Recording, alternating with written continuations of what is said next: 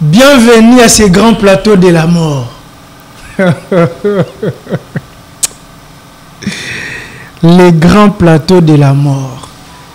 Hein? Na cogiton, na grand colloque. Grand colloque, na plateau nango de la mort. Ça, c'est les grands plateaux de la mort. Si vous n'avez pas de nerfs solides, vous risquez de craquer. Vous risquez aussi la hypertension artérielle.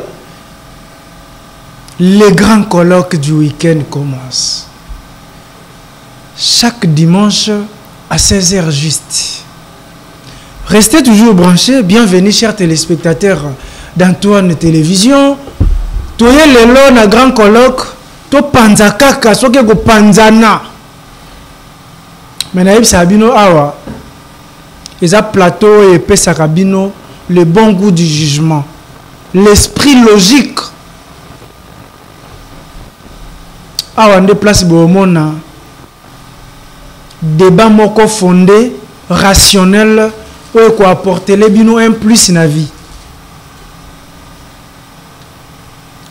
Ah, on déplace au komona ba invité bazo bimisa mayele, ou ezana kati ya bongo na bango. Les grands colloques du week-end. Magazine Nabino Bozelaka temps et belé. Au 3e numéro Nango. Le long na 3e numéro Toyambeli Bino Banane. Toyambeli Bino Banane. Le long Toyambeli Bino Ndeko Shadrack Isako. Conseiller politique et Alliance pour le changement. Na pasteur Dioyo. Fortuna, analyste politique indépendant, on est un parti politique. Bango mibale, d'être développer l'actualité en Mboka. Problème où il y a Joseph Kabila, ancien président de la République, il faut pas l'ongolae, ba immunité, ba senga qui na séné l'ongola. Sénat na côté nae, ba betani bambodi. Ba betani bambo du journée mobimba butu mobimba soukanango ba misi commission moko spéciale pour statuer sur lever à ba immunité à Joseph Kabila. Commission eko étudier yango à profondeur. Biso tout oyebi ke pona kolongola Joseph Kabila ba immunité d'après la constitution, il faut parlement et se réunir à congrès. Mais wana c'est un Sénat et l'ongla ba immunité. Makambo ya matata ponyo ya Bukanga Lonzo. Yango pe ezo ça la problème. Le 20 awande matata ponyo koyeba sort na e. Aozala condamné ou pas. Parce que na roman na eboye, il est trop à l'aise. Il est vraiment à l'aise. Il n'est pas agité. Apparemment, on s'est reproché na l'autre côté. Donc, total, le 20, qu'est-ce qui va se passer? Kamouleta na Vital Kamir, la Cour constitutionnelle, représentant la Cour constitutionnelle, na représentant l'Assemblée nationale, bazobeta na ba plan. Nanaza na raison. Nanaza na raison te. Ndeko Shadrack Isako mbotena. Bonjour Ndeko Gilles. Et je salue aussi mon co-débatteur qui est en face de moi, les pasteurs. Et je ne peux pas commencer mon émotion. Aujourd'hui, j'avais décidé que je puisse commencer l'émission en commençant d'abord par la prière et puis saluer les gens après. Parce que là, les habitudes, beaucoup de gens ont dit que non, cher camarade, ça que tu dois commencer par la prière et puis saluer les gens après. Allez-y. Parce qu'avant, on a beauté et puis on a samedi. Mais maintenant, je dois commencer par la prière. Seigneur Dieu, merci pour nous tambusinga na nzela ya Daniel Bumba ya bambouteillage ya mabulu olekisinga partout pe na komi na plateau ya Ndeko Gilles na ngolu na yondo tous l'équipe mabulu ya Ndeko Bumba to l'équipe ba roulage o ba ko tracasser mboka na biso ya miyibi to l'équipe na ba roulage ya mabe to l'équipe na ba roulage o ya malamu lokola roulage na biso o ya tikaki biso Ndeko Kabeya. Amen. À chaque fois. limbisa ndeko Tshisekedi na bandeko na ye nyonso tu ya union sacrée. Ndeko Tshisekedi akosa biso ayebisa biso akokombisa mboka na biso amani d'Afrique toyebi te soki Kinshasa tozali na Berlin to tozaka kaka na Kabeya Kamwanga ayebisaka biso ete akosalela biso na mboka oyo ayebisa ba policier ke non policier oyo nosa mulonga kozwa mutuka na lopango na ye nayebi te soki policier oyo azwaka $500 asombi lopango to asombi te ayebisa biso ke baétudiant nyonso tu bakonotanga na mbandaka kosala bango université moderne atati siko libanga atate tata nzambe na sengi osusu limbisa ndeko Nicolas Kazadi ayiba mbongo na biso ya lampadaire azwa mbongo na biso ya forage nzambe limbisa ye limbisa bandeko nyonso tu lisusu ya union sacrée limbisa ndeko Kamere oyo azanga ba papier na Assemblée nationale nzambe limbisa lisusu ndeko Tshisekedi limbisa ye akosa biso trop aloba la monde escramouche ti siko bandeko na biso baye kokufa kaka na est nzambe merci pe amen. Amen. Je salue mon président. Nzamba limbisa ndeko Vital Kamerhe o azanga ba papier na Assemblée nationale. Azanga ba papier duplicateur na Assemblée nationale. OK. C'est le même qui a dit ça ngaim na lobango test. Et je salue mon président Jean-Marc Kabunda depuis sa résidence de Makala et pardon. Depuis sa résidence de Kingabwa. Oui, tu me sens dans Makala Magesi depuis sa résidence à Kingabwa, je salue mon président Jean-Marc Kabunda. Je salue tout le monde qui nous suit. Bato tout ba ko sala mosala malamu na parti wana moni maman na biso ba ina Dubai ba ko représenter parti na biso na moni madame Constance na moni maman Hélène na pesi mboto na pesi lisusu moi so ya ko sala fierté ya mboka na biso Christian V Mungita na pesi mboto place azali. Merci beaucoup Ndeko Isako, vous avez vos 5 minutes. 5 minutes on lave tout cerveau.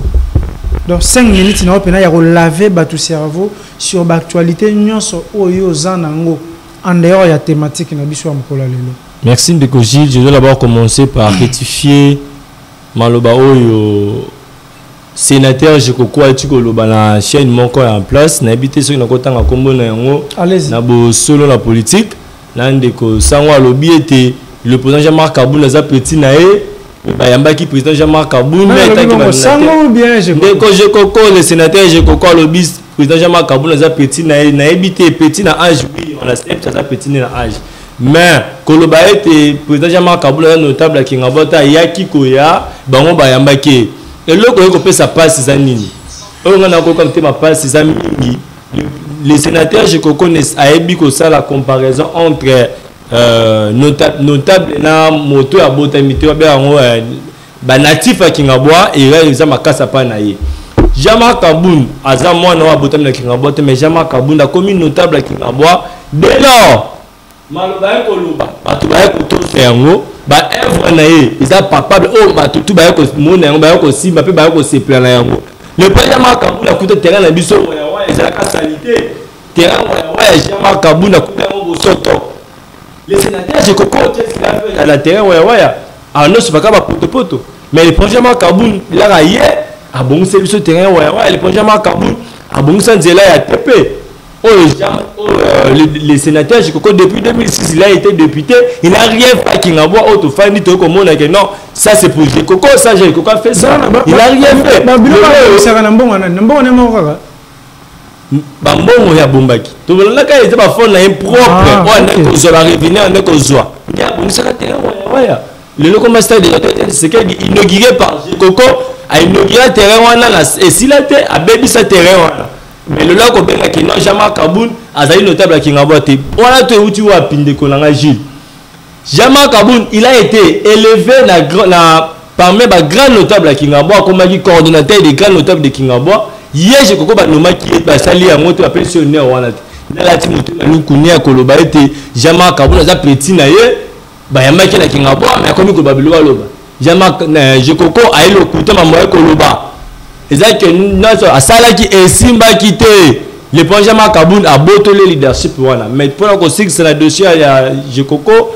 to ko loba boy lui il est notable de Kingabwa Jekoko Jean-Marc Kabunda aussi il est notable de Kingabwa mais la différence est que Jean-Marc Kabunda est notable de Kingabwa et notable de la République démocratique du Congo est notable de tout un peuple congolais est notable de toutes les populations de la République démocratique du Congo mais Jekoko azali kaka notable ya Kingabwa oyo akozala kaka député provincial atabi tozali te ya kotikala kaka député provincial ya suka koloba ete alobi akojetele biso 30 points na meki ko changer phrase na ya l'honorable bien les sénateurs Jekoko on dit jamais construire un pont on dit jeter un pont alobi akojeter baloba construire un pont ça li erreur grave jeter oui asali erreur grave à consulter le dictionnaire à consulter partout on dit jamais construire un pont il y a un peu à son nom le président Mobutu alanda ba histoire na comment le président Mobutu avait utilisé le mot jeter les ponts et ça même dans le dictionnaire tala on le ba mabe ba construire tende ko Jekoko ba jeter les ponts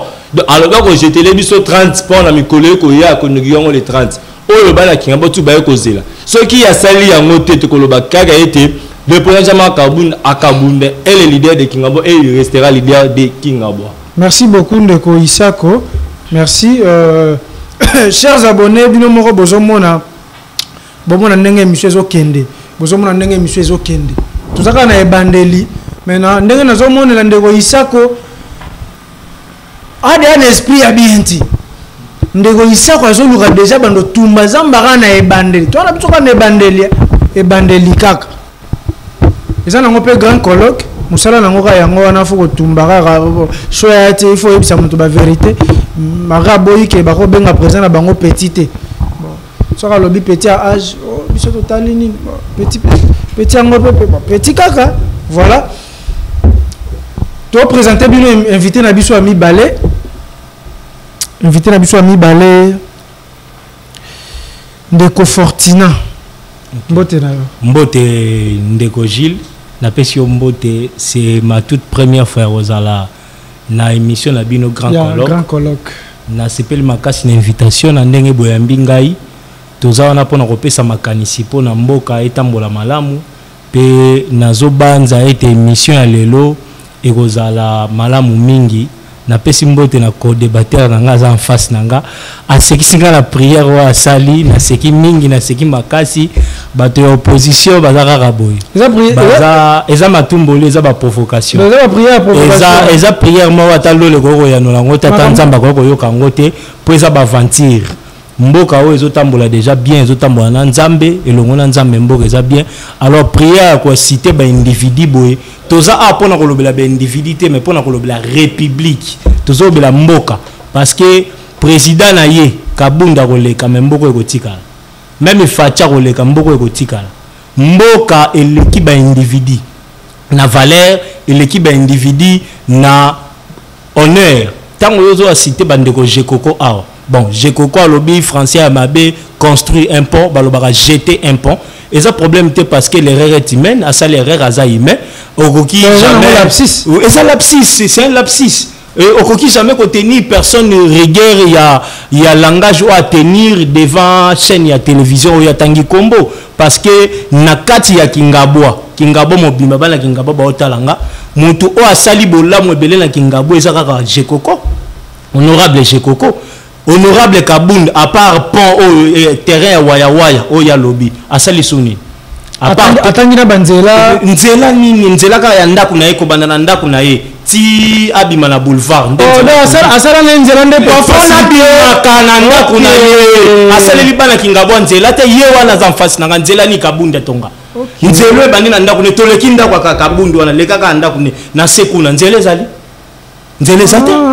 Asala nzela pona e facilité bituka facilement taba zumuta zui pouvoir ko matapunda na nemi mulianya bakio matapunda nemi azo maitomoni pouvoir ndenge zala banda kola botama matapunda te mutake ko matapunda na kimukolo azo jouir na forêt na plage mutabongo bozo bakia azana makanisa bongisa mboko mutake ko tanga komi na mokonza zui kaka pouvoir akiko matapunda eloko liboso tala ko kisi vision na ye o abanda ko rêver banda kala ya ko matapunda yango na JBP na bio matapunda te akiko matapunda aweli na mpunda tanga silisi ko matapunda aweli ko tonga Kingabwa ndaku eloko liboso tonga na Kingabwa ndaku na ya ko vanda na ba vitre meublé.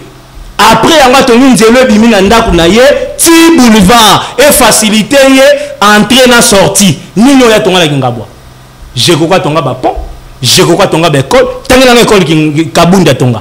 na Kingabwa babisa Kabunda atongi stade ya waya ezaki projet oh ya l'attaque ezaki da projet ya gouvernorat ya Kinshasa à l'entremise ya Ngobila yetanga ezaki na pouvoir na union sacrée nde a profitaki na yango tellement ça pembeni na ye eza mbongo Kabundi te bimi na poche na ye ok mbongo nete awa kaka Katumbi alinga tonga nini awa aéroport procédure ezali omoni baboyi gouvernement boyi ba terrain wana ezali ba projet Ngobila tongi ba terrain na Salongo quand GD ezaka zelo tande comme na pelouse synthétique eza projet ya gouvernorat quand Salongo kota basket Ngobila mtatongi eza projet ya gouvernorat ya Kinshasa ya monsieur Ngobila nde ya profiter na ngotanga zaki député national ya union sacrée nde bazoka parmi ba projet bazoka Kingabwa wana ezaki na ba terrain oyo faki ba mbeli faki ba construire nde ba construire waya oyo alata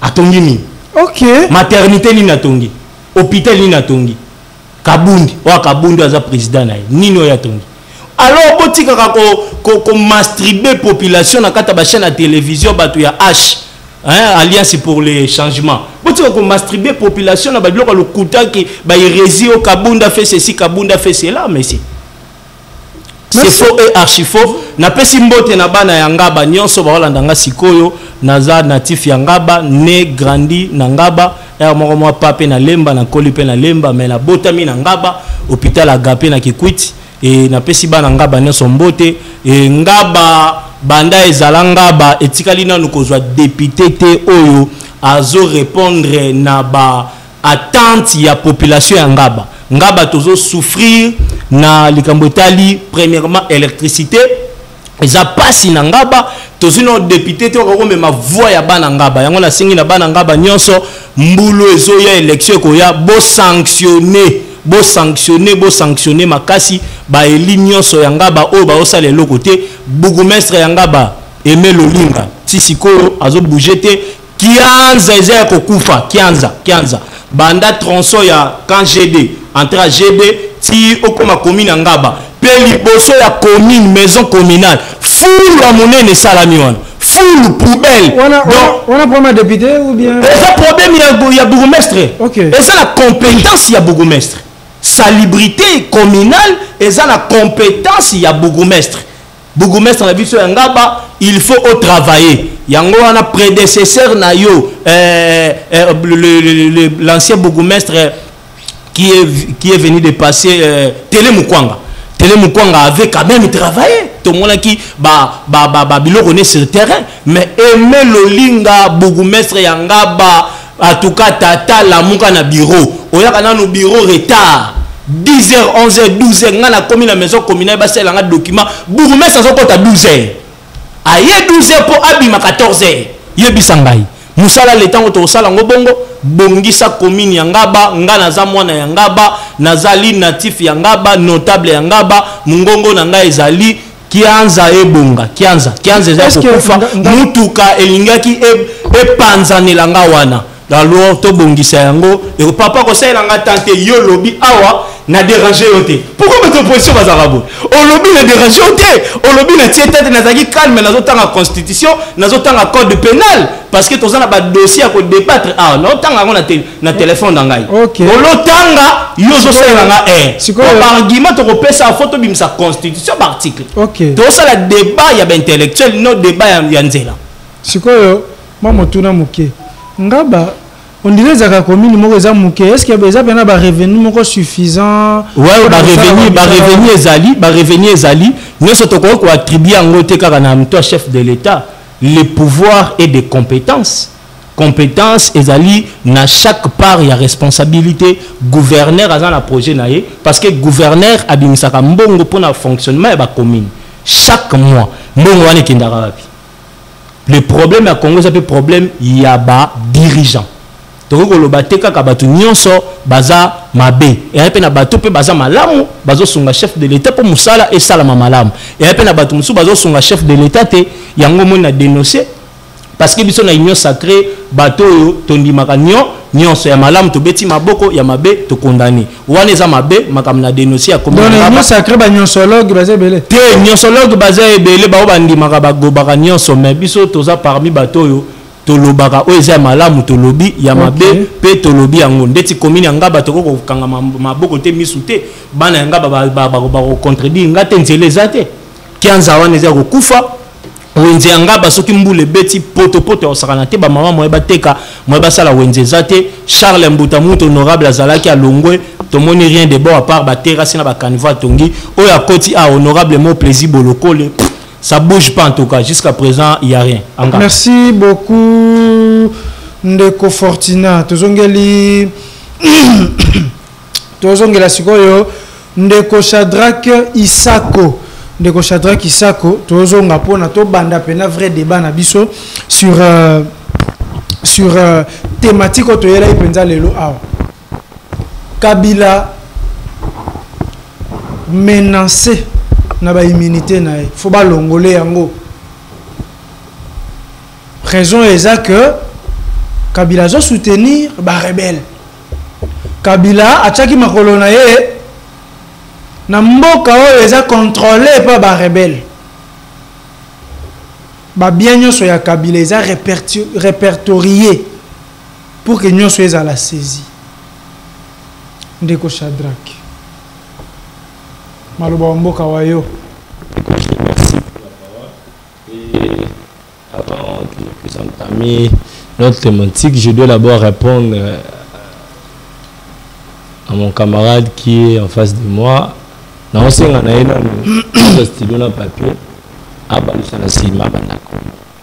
un peu mature. Parce que c'est un homme de Dieu. Je respecte trop les hommes de Dieu parce que moi aussi je suis chrétien. Dans un peu serviteur à l'église de louange, on appelle si croyant sur l'église de louange, mbote na pesi pasteur na Blaise Bentus mbote passe à Zali, ba Israël odi kabambote na bango mais cher pasteur ceux qui tournent étenduike aux analystes politiques bien sûr mais colon la casquette non qui pasteur té. Alors la casquette qui pasteur té dans le pourquoi dans la Bible parce que à côté na wa benga on litracrépidérianisme c'est-à-dire compétence na yo te yo ko kota yango eloko maîtrisaka te eloko salaka te oyo ko sala soki balobaka na lingala kwanga tikela bateke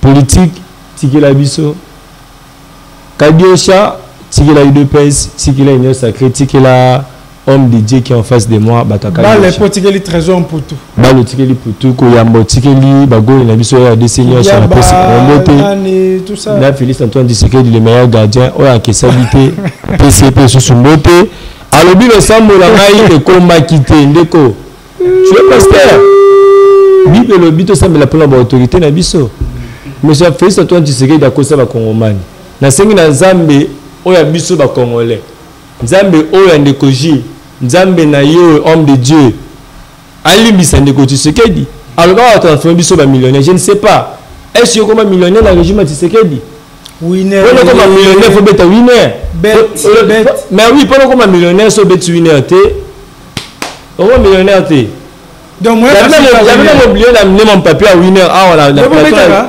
papa so comme millionnaire té na winner on comme so millionnaire place ni mosala ya ité yo sala Nzambe alimbisa ye na sina Nzambe alimbisa ndeko kame yo imaginer sala mina limité awati yo ko imaginer institution assemblée nationale président azo lela bazangi papier du pirateur o ndeko Jules ah exact il y a pas na yo zangi te mais yo zangi kuna alobi que salaire est-ce que mboka boye bafuta rayalo bakomi ko sangisa na papa est-ce que mboka boye za mboka lisusu yango to sengi na Nzambe soki baba boye ko yokela biso Nzambe na biso alimbisa bango la sengi lisusu Nzambe limbisa ndeko na nga za en face na ngai limbisa ye la mama muto eti koloba alobi ndeko jekoko eza erreur eza lapsus eza réalité biso tout awa na Congo to lobaka nini CG mizaka CG zaka SG réellement to lobango biso nyonso yango na lobika ya non les sénateurs jekoko on dit pas construire un pont on dit jeter un pont ya lobi na fingi était la PC matière et le ngemo na PC matière bah jeter un peu on dit jamais construire peut-être il pose une église au côté ya au côté ça va monter que non je vais construire pour vous les ponts devant l'église non je vais jeter un peu pour vous devant l'église c'est ça. Alors bien Kingaboa je crois faire des tonnes de choses à ça là bas pont à ça là boy na boy bino Jean-Marc Kabunda moi prince na ye komanda kuna ye c'est moi qui ai la parole donc je comme tenir ça car combattre ngai laissez-moi finir avec le conseil je dois répondre à mon ami attaquer là trop je dois lui répondre. Je suis né grandi à Kingaboa na bote mi na veni kwela na koli na kwela na koli na kwa mataba na yebi 4 coins tout ya Kingaboa ndeko Jekoko na boy bien fait na été le sénateur Jekoko a été député depuis 2006 azalaka député asala ba pont ya Etienne Tshisekedi na Kulumba asala ba pont ya l'avenue à Pakoum asala ba pont moins ebelé le problème est nini balobaka il y a notre professeur Willy l'homme qui a laissé biso la cour de communication politique le problème de l'RDC c'est l'homme qu'il faut à la place qu'il faut. Les sénateurs Jekoko a salé logo oyo abinga ngola ils abinga babia ngola ba chinois c'est logo yi akati na sali pone beba na sali pone beba c'est la même manière Jekoko la comme la système ko pesa mbongo ako somba bato ko somba na mbongo Jekoko na rien fait so que la Kingaboa lelo o bibo la sanga il est bien fait moko papa moko ko somba to bien ça c'est pour Jekoko si les exacté bilo ba no ça le beba kende liboso na ye moko na ça Jekoko fa na Wenzambila kende liboso na pont na ye o le momo la salité le momo la salité papa il fit vice-gouverneur dans cette ville qu'est-ce qu'il a fait à ça le côté Jekoko à ça le côté différence papa tout c'est bête ma soma aux alliés à solo pourquoi je compare Jekoko Jean-Marc Kabou Jekoko ba nekolo bazaka député en 2006 cheko sali 2006 siko za bambula ebele le premier Jean-Marc Kabou a commis député en 2018 avec comme premier vice-président de l'Assemblée nationale en 2019 là a commis bongo mbongo wa futa kaye asale biso a bongo terrain waya c'est un projet à gouvernorat jamais sur lequel la commune na biso ya limité autour madame Nathalie autour Zek Mukendi ba personne ba dossier à terrain ba ko personne ba photocopie ba original tout ça na maboko président Jean-Marc Kabou ala ndela ngo normal ndenge sengela ndela ala ndela ngo normal la sina mikanda la personne terrain ya bonza le longue moko la suffit à club avait demandé terrain il y a 20 mètres ko bonza ba boyaki le président Jean-Marc Kabou a proposé ki bango et ça le système dans ko bongisa mais bon on est na commune ndambo ki na gouvernement provincial au moins ça partage ça qui bongo le président Kabou na zu terrain a bongisi yango il est pas en pourcentage na terrain parce que aussi ici attend l'église soko teya otuna bandimi dit amen sikanga loba tuna bandimi dit amen laissez-moi finir a bongisi terrain ouais asali ba vexer asali nyozo te pelouse mais toi bébé sur la 2008 2010 j'ai coca dans un débat poto aya ko boka na terrain a connu ce terrain poto mais oui comment on dit ba azima belé o so la na terrain lobi na ko mi mai c'est que je ko faisais terrain ngala habite faut tout na ye o je vais ngala habite il faut tout na ye o je vais dans ça terrain wa ya ngwana j'ai coco au mona ya na bazelu bien papa je suis né grandi à Kingaboa Jean-Marc Kabou a bongisi terrain ouais alors Jean-Marc Kabou nzela les nzela so bongisi suki non nzela on a ki nzela ya projet tilengelo na expliquer bien zo matin mais ko matin ndeko pasteur comment zo style comment na opesa yo nzela ya président Jean-Marc Kabou o ya bongisi nzela wana de sika zali tina ko TPBAT za projet ya tilengelo le projet yé le président Jean-Marc Kabou na juste il a ici non moi je suis à Kingaboa naza permet ba tête de institution moko na mboka na biso tu dois prendre ça ba si la biso Kingaboa bo ba section nzela ya pe ma tête yo ki na nzela de la paix ba côté ba intégrer nzela na carte la terrain au lobby membre ba école kene lo na ma tête na bikanga tout na bikanga 1 vous verrez ce que Jean-Marc Kabou a fait de cette école ah bon mi ça ba école wana asoma ba ban école le comme gratuite bana ba ko tanga o fele nous avons le projet Jean-Marc Kabou. J'ai coco la Kingaboa na atonga école mon côté. a perfectionné ta école pour côté na Kingabwa ata hôpital moko te je crois ça là malama asala la biso morgue na balabala ah na Iveco quand même faut pesa la pesa ta mbote na ngala pesa su mbote igen ba konga o azala hôpital to fandi ba to ba ko zobation ofele ba to bazala après ba konga je crois ça là le côté ya moto moni ke non moto na ko so fele tika ba mbaka desha ko na je côté o ko suka lokola je koko mulumba malgré tout au respect da kai parce que ça fait to respecter tant que fait na biso par rapport il y a dossier à Joseph Kabila au moni la politique on gère pas l'état sous les émotions bah gère mboka te pour na ba sentiment bon gérer mboka na ba émotion na ba sentiment mais oui le président Kabila le ba on a dit c'est que dans gérer mboka na biso on croyait qu'il est le DPS or l'état ce n'est pas l'IDPS l'état c'est l'état on blague pas avec l'état bango balobi na simalango ya guerre à l'est c'est Joseph Kabila qui derrière ça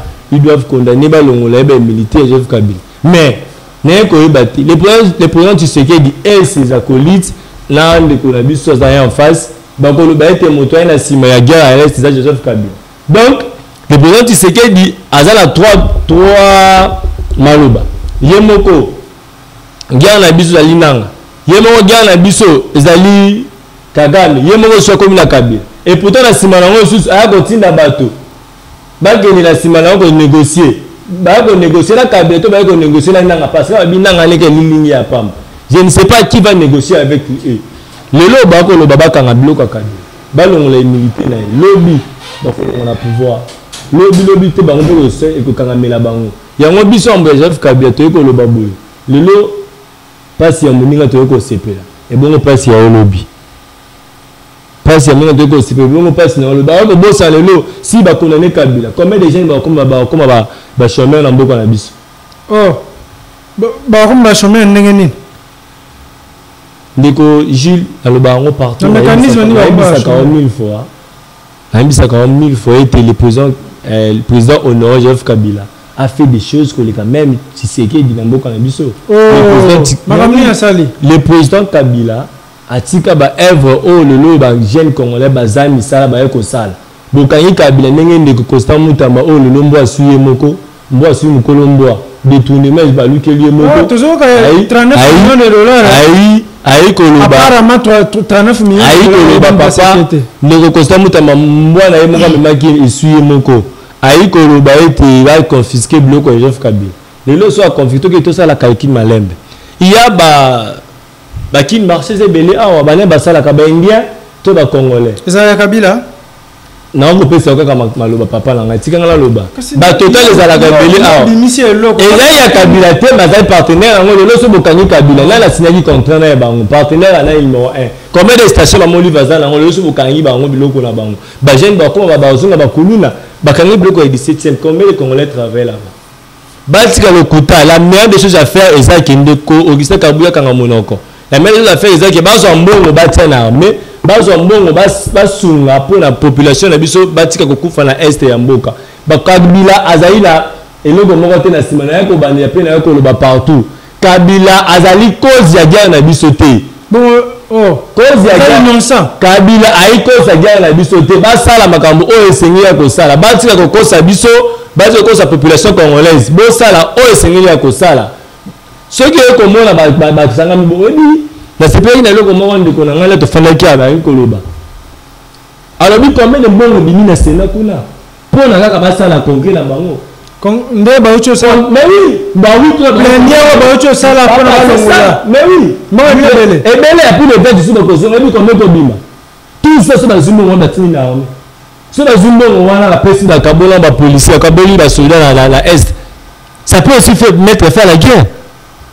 Et chercher les problèmes là où les problèmes il n'y en a pas, vous cherchez les problèmes pour la maman la bino ne boza bassin mais pourtant il y a aussi batu oyo baza basia rebelle baza la régime monsieur Tshisekedi il y a batu oyo ba ko liambongo ba ko sona nanga baza négocier il y a batu oyo dans ce régime même à l'UDPS babala bande ko nanga baza ko banane na lobby boende ko nanga aux alliés jeunesse d'investigation moi je vous dis toujours investiguer au toucher pour voilà que ça que na ndenge ya malamu il semblerait il y a des gens au bazali na relation na nanga na UDPS babala famille moko na nanga na UDPS bazawana pourquoi pas causer bango bango ba ina sima ya makambo kaka Kabila batika makambo wana o ba ko sa be ngo compte à rendre ba nga bazongi sa mabela mabe bino bozali te ba ki les erreurs du passé to kozonga yango te botika Kabila à l'aise bo sala makambo sengeli bo sala balobi ba ko kolane Kabila que sénateur to boy na biso te Kabila que sénateur mais quel est le François Kabila sali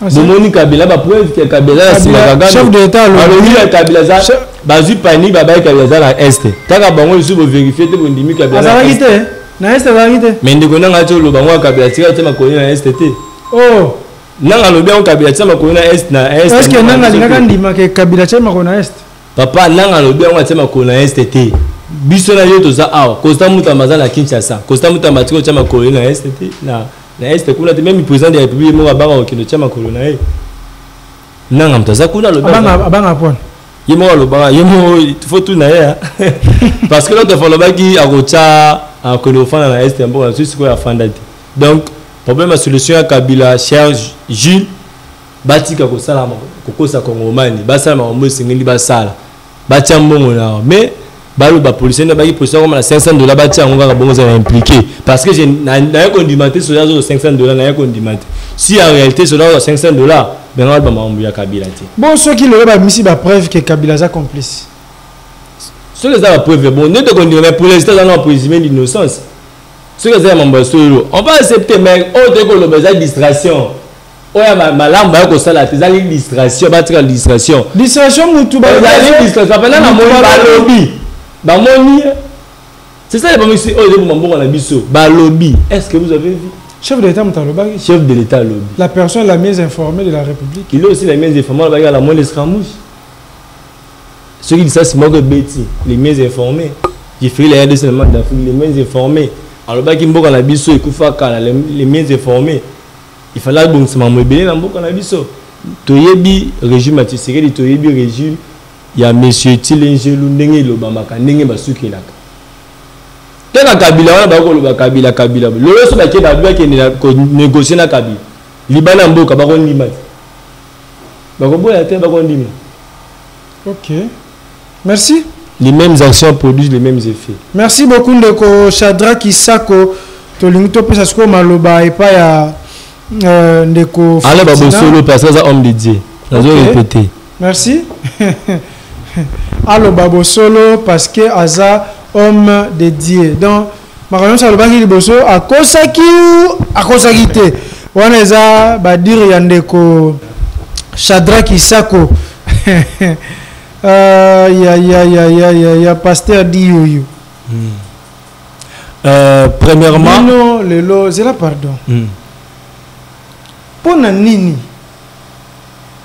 bozaka na posa bokanga Kabila. Eza vengeance? Non, eza vengeance. Mabe moko boyango lelo bolinga bozongisa mabe likola mabe. La première chose bokanga Kabila eza kosi sa guerre na mboka. Na répondre au papa Gilles. La première des choses, merci d'abord pour la parole. Na osenga na co-débatteur na ngaza calme. Ngata ngoyo bana ovanda kimia. Est-ce que Nathalie c'est autant? Nathalie c'est autant. Il a parlé 20 minutes consécutives dans la air. À lobby sans relâche. Ce qui a abandonné loba, abandonné le Satan. Il faut des baisses à l'équitable. Partage à temps, il faut à l'équilibre. Effectivement. C'est très important. Il y a droit à la parole, il y a droit à la parole. Oui. Donc il faut à la patience.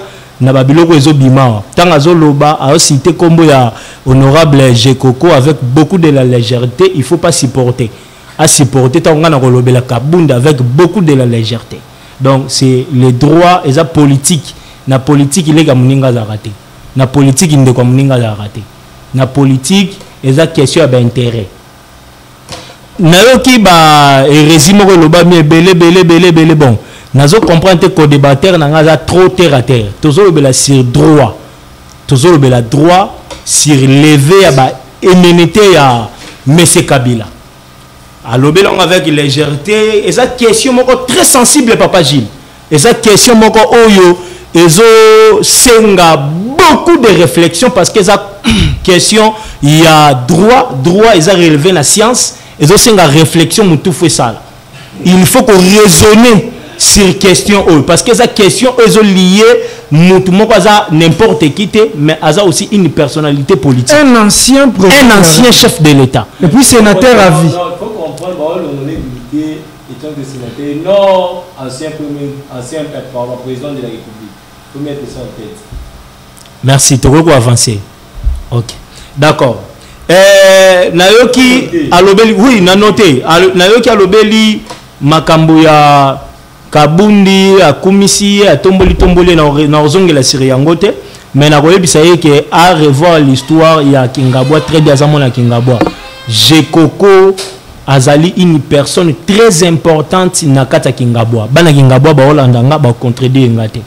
Jekoko asali makambo ebele na kata Kingabwa. Aboyi alobi asali makambo ebele mais ya ba chinois. Te ba chinois te eza na ba biloko apposé eza ba acte si tanga tu na zaki vice gouverneur à Salani vice gouverneur à combien de mois vice gouverneur il y a combien de mois il y a zawaza intellectuel j'ai quoi fait combien de mois na gouvernorat Kinshasa et tant alinga senga comme gouverneur toyebi ke ba makambo elekana ki azui chance wana te soka koma ki gouverneur ngasa quelque chose moko bande banda ezala mboka banda ki mbuta ba Jacques Mbunda ti lelo yo so mona gouverneur atemi na nzela ofongola nzela apanza benga na embouteillage mais Jekoko l'a fait Jekoko alakisa ba signe ya travail batobi ba gouverneur bazaka na bureau mais ya bima sur le terrain c'est l'honorable Jekoko wana aza pas la moindre Jekoko aza une personne moko ya CT aza personne moko très importante honorable Jekoko bana Kingabwa bo garder très bien bakabundo neza ba distraction alors to koti na kati siko ya lever ya ba immunité. S'il vous plaît. Kabunde. Écrivez, s'il vous plaît. Écrivez. Cher Isako, écrivez. Cher Isako, écrivez. Cher Isako, écrivez. Vous avez parlé de Tshisekedi comme un ancien gardien qui n'a pas encaissé le but avec beaucoup de la légèreté. Vous avez parlé de Tshisekedi comme un petit monsieur, mais moi je l'ai supporté. Vous avez parlé de M. Tshisekedi avec tous ses acolytes comme des petits messieurs. Mais il faut supporter, c'est la politique. C'est la politique. Tant que vous avez honoré, mais vous pouvez est-ce que vous avez évité tout ça? Il y a un débat, il y a un individu. Comme il y a une limite touché l'individu. Non, je ne retire pas. Je ne retire pas en tout cas. C'est la politique, je ne retire pas. Nous avons Kaboun dans une distraction. Distraction jarni. Distraction. Oui, ma preuve est à Matampunda. À qui on distrait battu. Et nous n'a sali. Nous n'a proposé. Nous n'a proposé. Débat nous ici à participer à l'ensemble. Débat nous. Azozo a salaire bon wana sanoni. Ba immunité. Et mon image est touché. Vous parlez de M. Tshisekedi, c'est grâce à Kaboun. C'est grâce à Kaboun. Kaboun a été le CG. Tshisekedi a été le président. Azala chef Unaye, Akamaye na parti IDPS. Non. Il a mouillé le maillot étant CG de la partie. Il y a parti. C'est Kaboun qui a fait que jamais. Non, collectif. Non. Collectif, il y a IDPS, nous peut travailler pour Tshisekedi comme à niveau. Non. Ce n'est pas Kaboun qui a travaillé. Ce n'est pas Kaboun. S'il vous plaît, Kaboun, il y a les noms pour travailler pour Tshisekedi. S'il vous plaît, calmez-vous. Quand on sort de la Kaboun, il y a les noms dans la partie. Kaboun, il y a les noms dans la partie. Kaboun, il y a dans la partie. Kaboul ya sana parti c'est le Kaboul ya mtasali deuxième mandat ya Fachi Ezwama c'est que tolobela pe Kaboul si on lobeli Kaboul c'est pas tolobela Kaboul c'est pas comme ça. Kaboul a travaillé il a accueilli alors Kaboul a aillé à travers tout le monde Fachi pas eu deuxième mandat tolobela pe Kaboul a pas eu deuxième mandat s'il vous plaît. Mais il faut supporter. S'il vous plaît. Il faut supporter quand vous avez parlé. Non, attendez. S'il vous plaît. Bon, je retire. D'accord. Je retire, on peut passer à autre chose. Merci, s'il vous plaît. Attendez. Dans le on est bandeli. Émission est émission éducative. Ce qui oya lobby, tokoyokanate et puis population à comprendre et l'autre côté. C'est pas pour rien bah si mutu na mutu papier pour akoma. So balobi Kabunda za distraction. Comment Kabunda za distraction? Comme ça, air temps d'antenne na yo rozonga. Obandi na yango mbala moko, c'est comme ça. Alors so bo ça la oya lobby et crée ce désordre. C'est pas pour rien te instaurer système ce qui est temps d'antenne na te balongo li micro. Pour nyonso zoloba mutazo rango azati. De ce côté ils ont le gars inutilement parce que makamna yo zo kanate ce côté ils ont le gars inutilement. Donc tous à la calme. Tous à la calme penza mutu na mutu za la temps débat bosali et à peu près 5 minutes et que kapamba parce qu'il a voulu ça ah et que kapamba or place à bandaki ti sukosoka continue qui alinga déjà totalisé 7 minutes. Merci beaucoup papa Gilles, je retire ma parole. Il y a mot distraction peut-être et déranger ndeko mais Kabunde azali vraiment élément moko ya makasité na kata kinga boko leka Jekoko. Ok. Jekoko aleki na poids à paisible depuis 2006. Jekoko Moulumbaza on a na kata Gingabo. Merci tout passé. Et tozolo si levé ya ba immunité ya ndeko Joseph Kabila. Oui. Joseph Kabila, il a fui notre ancien président na Mboko. A Kambi biso pendant 18 ans. 18 ans azana na Mboko étant que chef de l'État. Azaki na ba secret, ayebaki ba code, ayebaki nyonso o ezaki ya Mboka o. Et alors, Kabila a cédé, a passé les commandes. Et ça, Maboko Yandeko, Félix Tshisekedi Tshilombo, moi, maman Martina, papa Etienne, Yewana Fati Béton. Tant où yé Azubo Konzi, alobi na débit, il m'a lobande konangai, Issa Kondenga Ote Koloba, alors qui n'a qu'au fouinete n'a passé. Là, c'est vrai, c'était d'abord au début des mandats, Tshisekedi a ébakité. Et si quand nini oyo ako mona mabe ande ko na l'époque amona kina no mabe bazaki na Tshisekedi na Kabundu place FCC cash to yebi ba coalition c'est salama na moka effectivement Tshisekedi a travaillé kina bango parce que Tshisekedi azaki nanu na ba information sirité concernant bateau ya zo travailler na bango et ça lokola ngana yo to ye to sala marchandi yo yebi ko pour wana bien. Pourquoi il était pressé à Roloba que à refuyer n'a pas été. Alors on travailler ensemble parce que Tshisekedi azali aza pacificateur, aza démocrate, azali unificateur. Tshisekedi na école né abimeli ya papa Etienne ezaki école ba on est ko prôner sur la démocratie. Tshisekedi aza démocrate. Le nôtre au vivre démocratie. N'importe qui a Kabila 18 ans, Makambo ya loba, oh, ya kokako lobango. Mais héros bataner ba ozele li banda.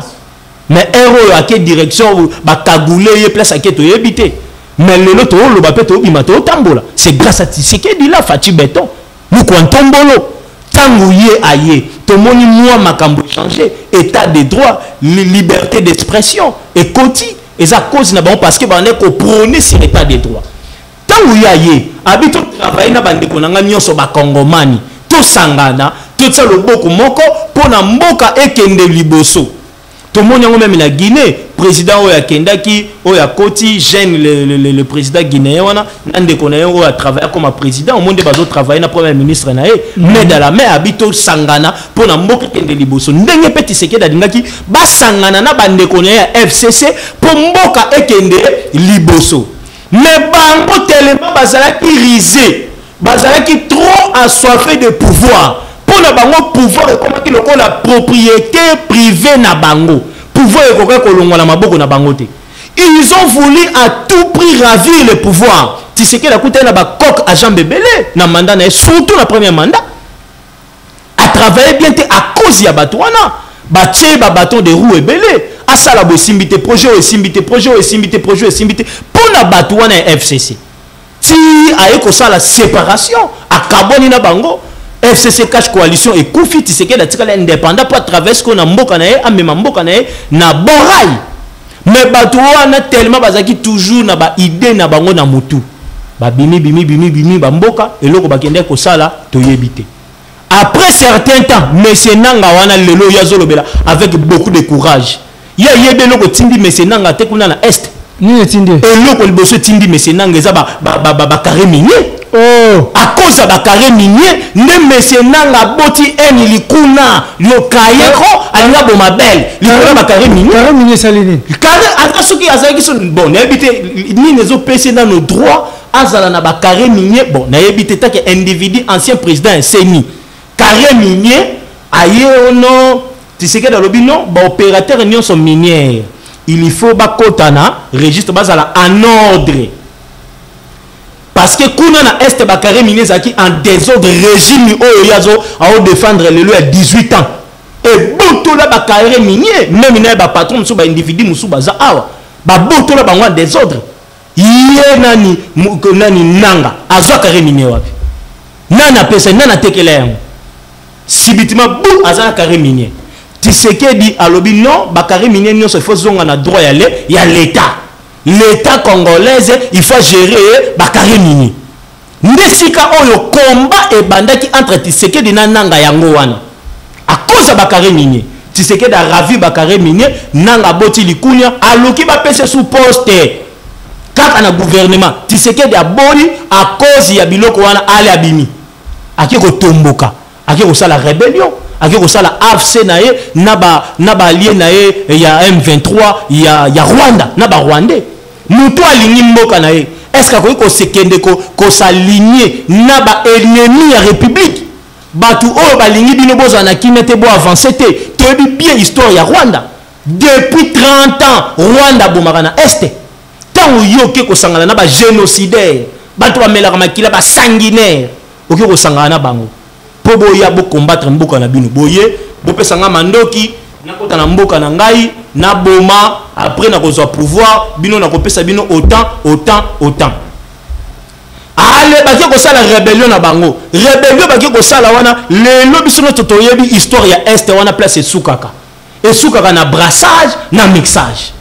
Ceux qui ba sali guerre ale ba négocier ba soda na bango ba rwandais ba koti na armée. Ceux qui armée le les a faible à cause de ba brassage na mixage. Biso no totoyebi bango très bien. Batouane à 18 ans wana bas permettre brassage na mixage na mboko armée koufa toza sous na armée régalienne ta armée za fortité trahison na armée bolinga bo préparer le robot essayer bimi Rwanda essayer et ça cause ya batouana ne Tshisekedi individu la mieux formée de la République yenda dans la tête biloko musubiso to mona ka yi to mona te yazo mona yango alobi bien AFC M23 c'est Kabila. Tant qu'il y a lobby bon, à lobby tant que la personne la mieux informée de la République, mais Azali juge té. Ataba bengue juge surprime, mais Azali la compétence té à juger moutou sur papier. Il faut information et que maintenant na ba juridiction compétente. Ba juridiction compétente, il faut pas se saisir pour enfin ba déclencher procès moko équitable. Alors, la saisie, c'est la haute cour et la cour constitutionnelle, la cour de cassation, n'a pécheur de la République. Il faut pas la saisie, ko enquêter sur Yango. Tant que Tshisekedi et Kabila à côté qui gomate, à côté qui na gomate bon. Na évité ceux qui y a là na Kabila, toi tambola na Kabila. Parce que Stevie Wemby, oya na Kabila. Aza communicateur à Kabila, Barbara Nzimbi, ou aza communicatrice à Kabila, ba proche, ba rapproche à Kabila. Bango ba tweeter, ba perception information, ba tweeter, ba dire que Joseph Kabila za na Goma. Tondi ma bango te. Stevie Wemby. Ou aza lié aza mesh na ba AFC na ba Rwandais. Ya yebi. Donc information est vraie. Information est vraie, c'est valable. Stevie Wemby a tweeté, Barbara Nzimbi a tweeté, Bangono Sobabi, même parole. Babi que le monsieur Kabila a foulé la terre de Goma. Tout le monde a information. Mais ta vidéo, ta photo. Vidéo est embolité, photo est embolité parce que à côté qui a d'une manière discrète. Alinga ki baye bate que à côté à komikuna. Pour yende azana sima yabatouana nyonso.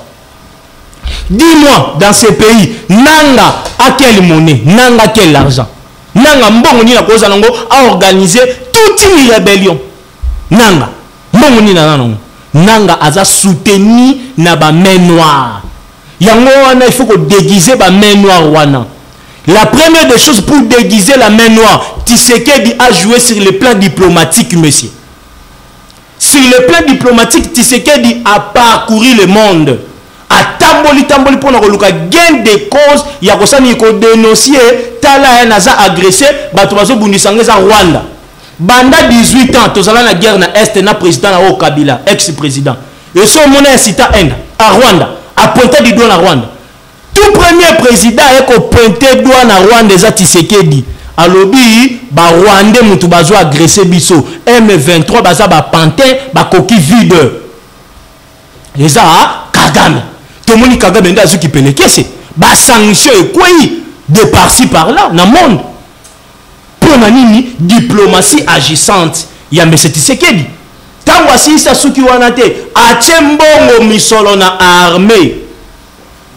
Et ko suka wanate ayeko comprendre que batu wana baza soutenir pas seulement na batu o baza libanda ya mboka mais na batu baza na kati ya mboka ndalobi que M23 FCSK Kabila.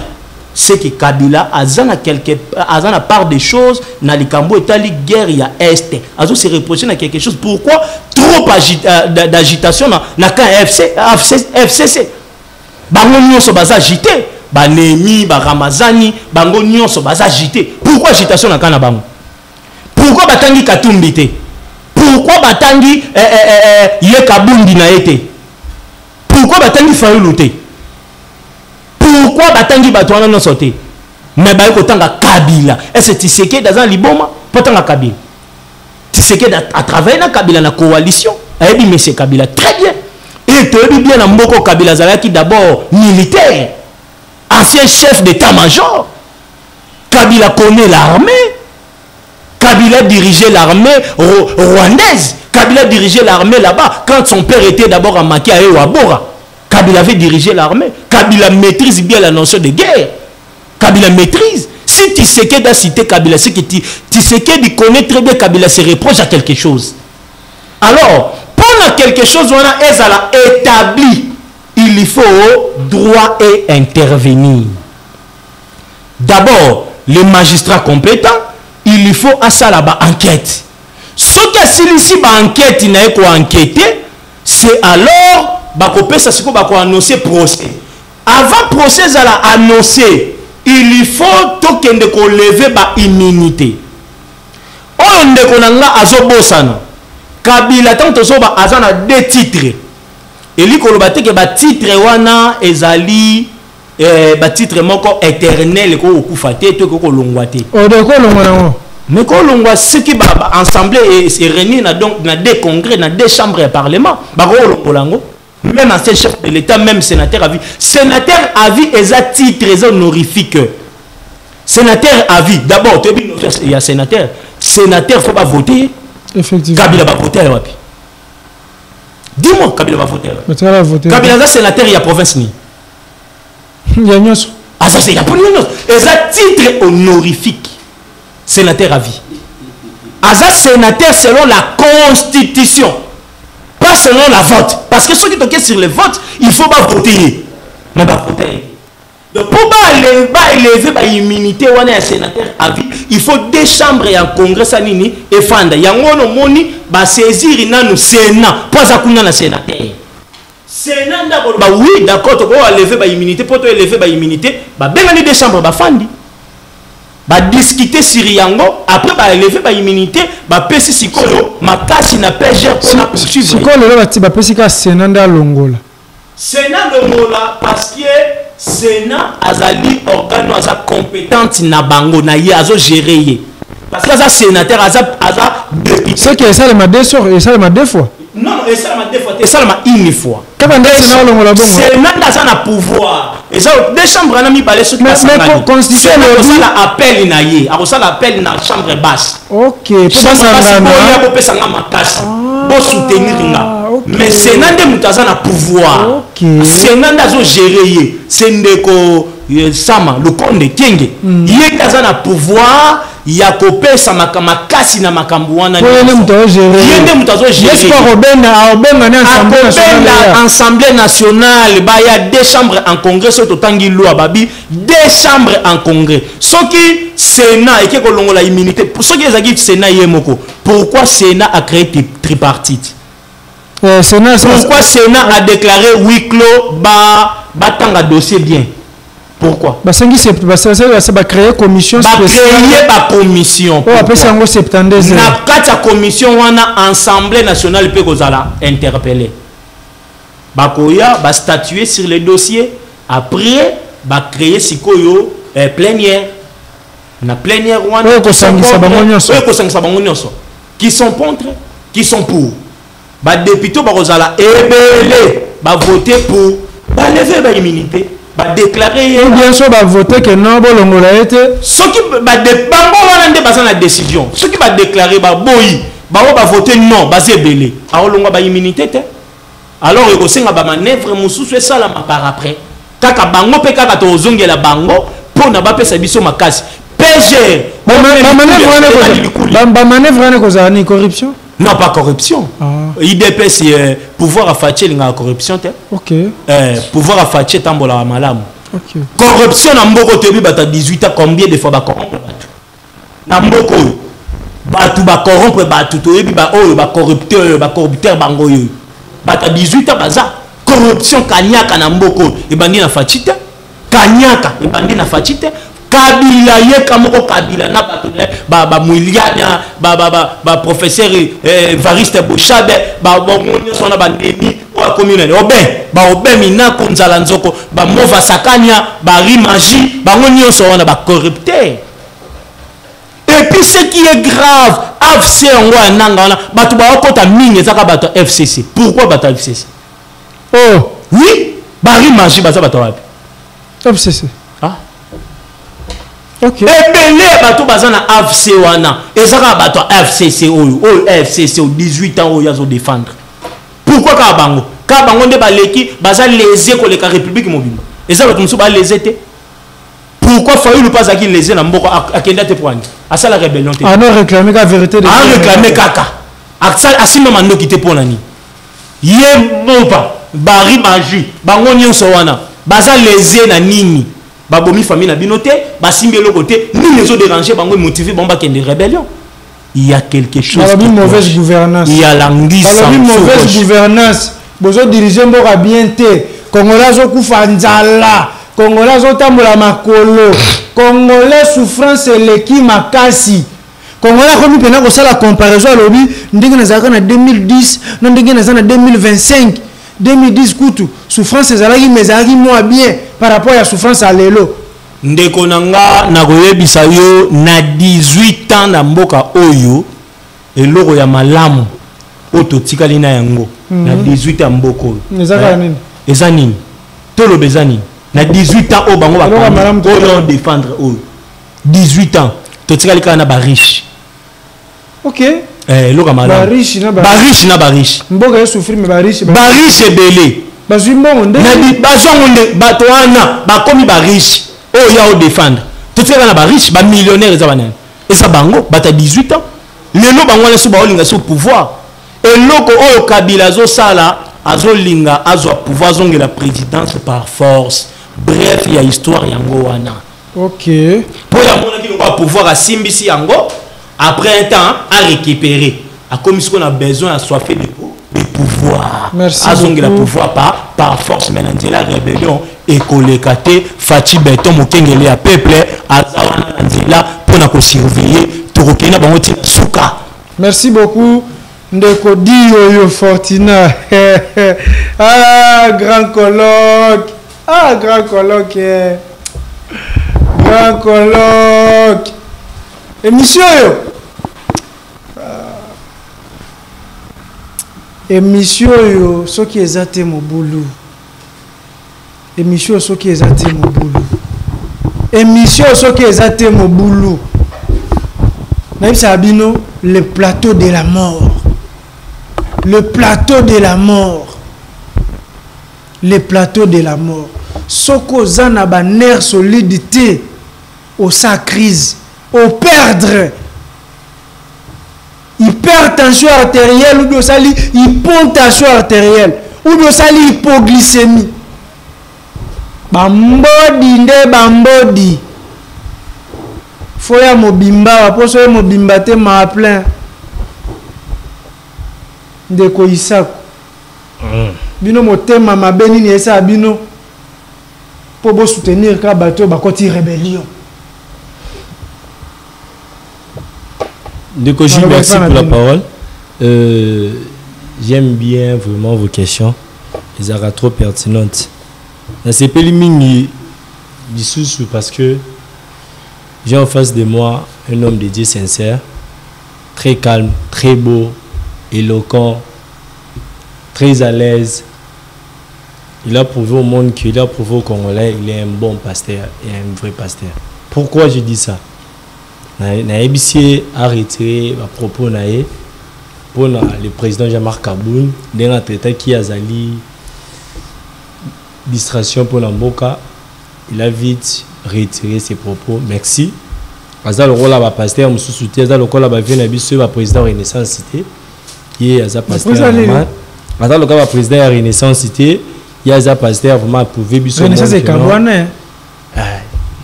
Ça a toi de juger. Oui, original. Ça a toi de juger. Renaissance n'est pas Kolobela. Azal le président Renaissance Cité. Il y a une demi à retirer parole là. Puis à reconnaître directement que le président Jean-Marc Kaboun n'est pas une distraction. S'il était distraction, Tshisekedi n'allait pas être président de la République. S'il était distraction, bien s'il est distraction, Augustin Kabouya ne serait jamais député national. Ce qui est distraction, il doit plutôt dire merci et puis féliciter le président Jean-Marc Kaboun. Jean-Marc Kaboun comme président de la République. Il faut aller. Population de voter. Jean-Marc Kaboun, population de Kenaki par élection. La personne où il a poussé Tshisekedi Atika Kailantine soit a postulé, c'est le président Jean-Marc Kaboun à Kaboun. L'histoire et qui m'a raté by TV. Sinon, il va soutenir. Critique historique et bien comment regarder l'histoire TV Zali vidéo Zali où le président Jean-Marc Kaboun invite à M. Tshisekedi de retirer sa signature dans Genève. À l'objet Kabila Tshisekedi, grâce à Tshisekedi il y a la liberté d'expression. Tous les combattants de Kétoukotang à combattre Tshisekedi. Mais vous avez oublié comment a été emporté M. Marc Moukébaye. Monsieur Moukébaye va être Kagoulaye. Monsieur Moukébaye a été le Nyama. Est-ce que qu'on a besoin exilé politique à Bimagala ne bazoka na Willery yo bien oh yana sera Tshisekedi oyebi journaliste Patrick Local pas Patrick Local, journaliste jeune patriote, jeune Afrique. Stanis Mouzaki Bakanae. Le président Jean-Marc Kaboun, victime de l'injustice de M. Tshisekedi. C'est qui connaît, victime. Jacqueline Dalatilelo, victime. Le justice, c'est sur la liberté d'expression. Il y a la justice. Une justice instrumentalisée par M. Tshisekedi. Une justice comme une théâtralisation. C'est la théâtre et la justice. Oh, monsieur Tshisekedi à la mouki, la mouki, à Bibo, monsieur Namuto, oh, à Sala Yango, Toyoki Kabou, Yaoto, le bâti, président Jean-Marc Kaboun, Abimaki, parce que j'aime à Kena Kosenga, pardon, Tshisekedi dans des mi Abima. Donc, pardon, ça a raté. On les a Kadiosha, Naebisio, ceux qui n'ont pas le savent parce que Nayebi, Bandekonabisio, à Kadiosha. Tous nous venons là-bas, on connaît Bato Babet à la Kadiosha. Il y en a 1000 fois, il y a des hommes sérieux et intelligents, c'est Jacquemin Chaban. Et non les autres là. Après, même pas. Pour les Jacquemin Chaban, Nazar Moto et Solo. Là, on a interview, on a interview partout. On voit qu'il y a la différence entre un homme d'État et un homme de l'UDPS. Il y a la différence entre un homme intelligent et un homme de sous-bois. Ok. À l'objet, c'est que la sénateur a fait un titre honorifique. Non, chef. Non, non, qu'il soit stylo là, papier au commun. Oh, ils ont honorifique. Jamais. Ils ont nini, chef, chaque province, habila tout na kabila, sur la province ni. Dans Tindayo, Hollanda cours à parlementarisme, où le professeur Chadar appelle ça on a deuxième licence na Inikin. Soit comme il en privé dans Tindayo, dans de la OPDF autant. On a été dans chaque province, on a 25 provinces et la ville de Kinshasa. Dans les 25 provinces, toute province a le droit de faire sortir 4 sénateurs. Et si à Kinshasa, on a le droit de 8 sénateurs plus 1. Le 1 là, c'est le sénateur à ville, l'ancien président de la République. Donc, ça, sénateur à Kinshasa. Non, pas de Kinshasa. Selon la constitution, mais selon le parlementarisme, chaque province, l'ancien président a joué rôle. Il y a Kinshasa, puis rôle, il y a l'Union sur la République démocratique du Congo. Et tant qu'il est président de la République, d'office, il reste sénateur à vie. Il y a la province Union sur la constant Moutamalobi, toujours poursuivre Joseph Kabila tant qu'ancien président, mais toujours poursuivre tu as sali la sénatoriat, n'est pas sénateur, n'est pas poursuivre. Ça dit qu'ils poursuivre pour tu as sali actuellement pendant qu'il est sénateur. Ah ok. Il y a un moment où la titre, la sénatorial, la sénateur. Voilà comment la siège moko la sembe na Séné gotika la vide ba kolongola yango o komona ba kosala nini ba kolongola mais ye akotika la kaka ba kolongola ka ndete titre wana ya ancien président ato sali ndenge ya kolongola te parce que tout le monde sait ata bebo abota misika so ba nikelasi ba koyebisa ye ata ba koyebisa mona mboka na biso tuzalaka na 5 président. La Kotangela tout à la président de Biso Kasavubu, tout à la Mobutu, tout à avec les autres Kabila. Vous allez parler dans le musée, tu as la Kabila, puis tu as la Tshisekedi. Donc, Kabila, Kozala, président, à vie. Mais sénatorial Kabila, les deux chambres sera réunis. Ne pas côté que si le 20, ils allaient bon, mais en tête, Kabila, Aza sénateur, à vie, ils ont titre honorifique, ils ont conscient et Sengelaki. Au lobby de ce côté, non, moi je ne fais pas de Kabila ici. Je ne suis pas kabiliste et je ne pense pas que je serai kabiliste. Non, je ne pense pas. Je suis kabundiste par conviction. Je suis kabundiste. Je suis kabundiste par conviction et conviction. Donc, le sentiment, non, je suis kabundiste. Je peux aussi être kabundiste par vie. À la vie, et puis toute ma vie, je peux aussi rester kabundiste. Mais mon président m'a dit un jour, moi aussi, je partirai. Mais toi, tu as une carrière. Tu dois aussi faire un an. Non, je déclare quitter l'Alliance pour le changement. Mais l'idéologie de Kaboun reste sur moi. Mais non, je ne suis pas kabiliste. Nous, on ne défend pas la rébellion. On défend les nangatés. Bisous l'Alliance pour le changement, bisous aussi Mamoundou quitté. Etienne Tshisekedi la terre muto si Mamoundou quitté. Tokosala pe rébellion te biso jamais ekotira ko sala maté. Tozala objectif na biso moko en 2028 battre M. Tshisekedi et prendre le pouvoir. Tokola sa ba ndenge nini ba kamba mboka biso l'Alliance pour le changement. Toko défendre Kabila te. Toko lobande au moins ni mamutonde ko bunde na IDPS. Il y a démocratie, la vraie démocratie, la liberté d'expression, l'état de droit. Ne veut rien en pour ça. Et il était motosa et le côté de Kojil asimaki bouteille de ko bamba de Kojil bouteille parce que azalika pembe na bouteille. Ne Kojil aibi teka pour la mona ki mbongo likola mese de ko batende de Kojil mutaibi non. Tu as la poste de démocratie malamu. Bitumbe na est.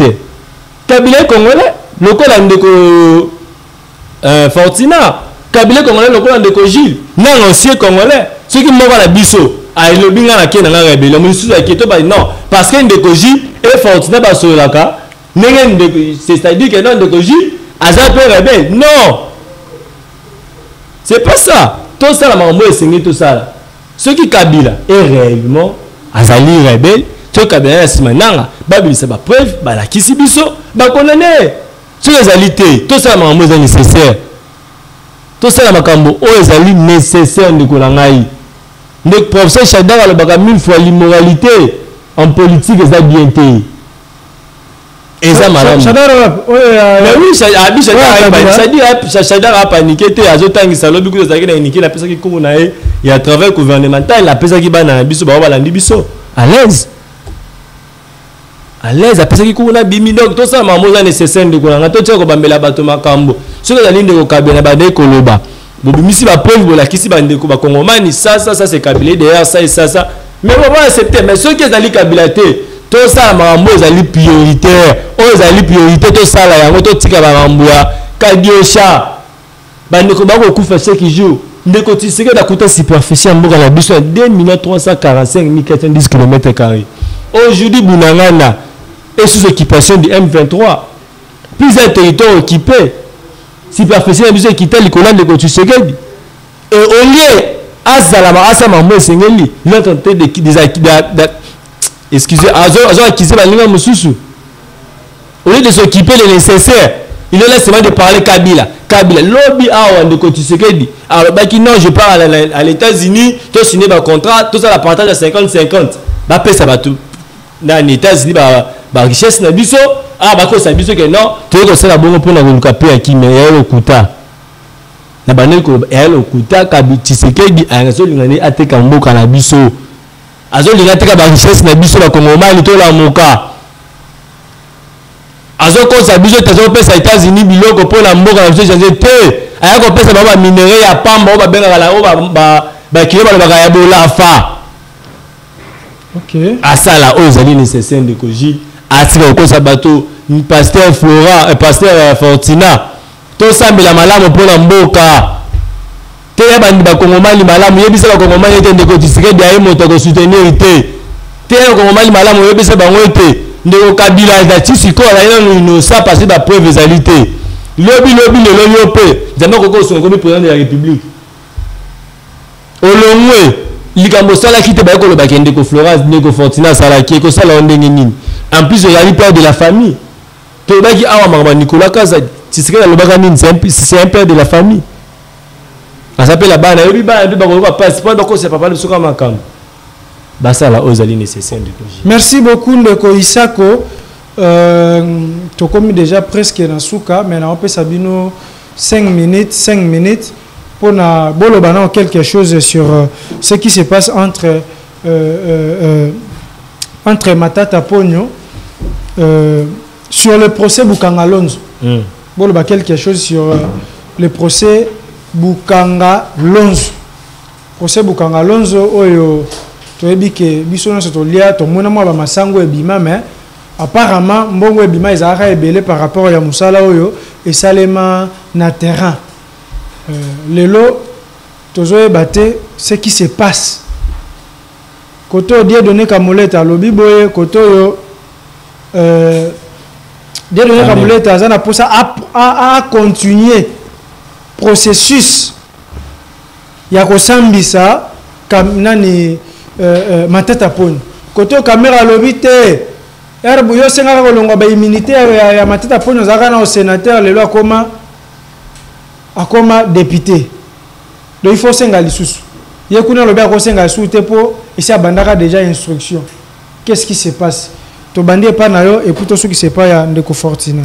Merci ndeko Gilles. Omoni j'aime toujours dire dans mboka na biso il y a des catégories de gens qui font la politique. Il y a les politiciens et les politiciens. OK. Un politicien n'a bandé sur côté à Bakongomani. Un politicien est celui qui fait que son intérêt propre, et celui qui veut manger ses mains. Oyaye, oyalinga batoba côté la ekaka. Batoba za kaka pouye, yende bengi politicien. Un politicien a zali motondengi la définition de la science pour le baka. La politique est là de gérer la cité à tout à chassant les biens notre collectif. C'est ça un politicien. Oza moto intérêt général. Il y a le camp de Kojil. Tout na plateau na yosomeli biso ba maï, yosomeli biso papier, yosomeli pesi biso ba stylo. C'est ça être un politique. Donc aux autres s'occuper la bâtonnioso. Le nom olobi bien que notre mona buka tout ya ba oso. Ngala fanda na ba parlo ba masango. Ngala fanda na yolo. Bukanga Lonzo zalaka juste na ba tsaka nini mo point chaud ya Bukanga Lonzo na nini na bongolo juste ka wana na bongolo wana musu zalaka nini na sozo kende victoire na hôpital nani ya mito mudike na en face zalaka wana biso ba otinda nga papa ba mama leki na ko somba au moins la bolia bien mais lelo moi ma question est celle-ci na ngala ba mingi Bukanga Lonzo est Koufi en 2019 et Koufi en 2017, toi Bukanga Lonzo est Koufi en 2020. C'est là faut abandonner nos problèmes. Problème les awana. Tout se poser la question.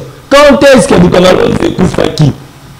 Ne pas que procès malade. Ceux qui Bukanga Londres Koufaki dans le régime à M. Tshisekedi. Qui était le premier ministre? Parce qu'on dit gérer aussi c'est la continuité. L'État c'est la continuité. Place de Kojila Soukaki, si je dois commencer pour avancer. Parce que l'Andela pour Bukanga Londres Koufa be pour mbongo bimakande. Yo kate papa na bane koloba. OK. Pe ba na année, bandaka wapi ba esila ekufa ka nini. OK. C'est là que ba que non année intel ba pesa ki mbongo boye et yo suka année oyo mbongo salama ki boye pour na nini. Donc comment la solution? Oyebi ngala ko dezo comprendre vite makambu ya régime oyo nde ba ko landa matata poni. En 2020, régime de M. Tshisekedi avec ses juges, balobaki ndeko matata ponyo azin en droit au sambaté, c'est ça non? Azin en droit au sambaté. En 2022, ba proposer matata ponyo à côté union sacrée, matata ponyo boyi. Bala musaki dossier. Ba ko lalisa bango moko. Bazongi susu boyi la 2025. Création du gouvernement national. Totani mabongo na biso na motonyo zo ko linga ko côté ba fongoli concertation. Ndeko matata pona boyo ko kende bala museli dossier. Pour ça na bango zaleki ke matata pona andi mane kaka ko kota na bango. De leur aboyi de son ngo la muka ko la muka kaka bande ko violer ka ba article. Yango moni caméra très un homme intelligent, un homme sage. Alors quand un juge parce que les juges en question azale moto et baza azana placé par le régime actuel. Ça là auto ko yebisayo soko sali boto ko longa, c'est ça. Yango mona kalu ba longola kiembango. Kolongo ya kaluba a cause de mandat na été malama ko pamba longoli parce que ayebaki déjà makambo e koleka na régime ya Tshisekedi yango bazoluka ke basala kamna ni ko matata ponyo bongo matata ponyo maela zali yango azobanga pe okende ko samba te azokende pika na banko samba azolinga jitete ala très à l'aise abanga ni muto c'est que détourner na mboka ala ino papa caméra tuna ki bango awa bozolinga bonga matata ponyo lelo lobi pe kozala yo et kozala intel mais matata ponyo azaka premier président azali premier ministre en mboka na biso il a construit une université bana na biso ba kotanga biso bandeko na biso ba kotanga kuna et bongo ba boza siko Bukanga Londres yiba yibi bien sûr yibi que tondimi yibi bino bato bozo yiba te bino bato boyibi botoni wapi et là on a bien mis référence na ezali wapi ye Kamuleta wana Kamuleta aloko ni azali nango to bige non ça c'est Kamuleta mbongo nazo ka université mbongo nazo ka place intel atongeli biso ta mwa ya oyo sunga bato amela ezalite IDPS bazo sa ba yango compte arana oboyo kota na biso to lukelo problème to kangiyo oboyo to avana biso lukelo problème to kangiyo yango mole bemba yake bana o lukela bemba nationalité mosusu le bemba ndimi ko travailler na bango bemba komi congolais Moïse Katumbi oboyo travailler na bango Moïse Katumbi komi étranger. Baya après on va travailler là matata pone ba comme lukele dossier ba kangai kabunda bimi ba kangai kabunda bango régime bango zali bongo boy ba kangi na prison ba ko ça la politique ya Machiavel où le roi a la autorité à motonyoso au boy le roi ko luka de façon to ko éliminer yo ya ko faire ça la prison. C'est ça la politique machiavéliste oyo bango ba ko salela matata ponyo azali moto oyo za lokola na benga matata ponyo za euro na mboka na biso. Aza euro na ba ministre ne peu importe ma benema aza euro na mboka na biso. Merci. Mais il semblerait régime à Tshisekedi avec ses acolytes place à Bukanga Londres comment on passe à l'eau banque. Il semblerait. Oh. Il semblerait. Et comment passe à l'eau banque? Comment passe à l'eau banque la banque bimaka kuna. Oh. Et comment la on matiti ebele kuna passe à l'eau banque comment on a Bukanga Londres. Et comment Bukanga Londres comment kuna 2017 c'était 2015 c'était 2016 c'était et comment kuna en 2021. Donc on a Bukanga Londres comment on a de diamba. Mais oui c'est ça beto koyoka. Ba be comment la ngobongo de kuji. Oh. Mama nangai Bukanga Londres ba be comment il semblerait ndenge ndeko isa. Yango ke bande ko jile o ke pe Bukanga Londres bo solo wana ka bango milami ka pe o bani ko langwa na ka pamba. Oh. Balo langwa pamba. Donc ndunda muté comment olona makuna. Ndunda langu sakawana. Merci beaucoup ndeko Isako. Tozo pesa maloba epa ya ndeko Fortina. Ndeko Isako asala ki liboso 10 minutes. Après na baxi 5 minutes. Donc il sali 15. La juste 5 minutes na ngai 5 minutes à souka 10 minutes on a qui réponse na ina c'est kasi toujours compter 5 minutes au lopesi la 5 minutes à dernière liboso ça la 20 minutes azongi c'est les 20 minutes après na pesi yo 10 minutes te tozongi na zongi ça la alors des fois le bidef des fois voilà yoka vous avez 5 minutes na ebandeli il pas 5 minutes après aujourd'hui ba pesi 20 minutes après yepé asali 20 minutes na ye après to yepé ça yo 10 minutes to zongi ça la parole te to pesi mbala moko pasi ya makambo ya bukanga lonzi voilà ce que ye soka zana makambo koloba su pendant 10 minutes azui 10 minutes na 5 minutes na ya suka bokokani nde to clôturer émission voilà ouais, il aura le bâté.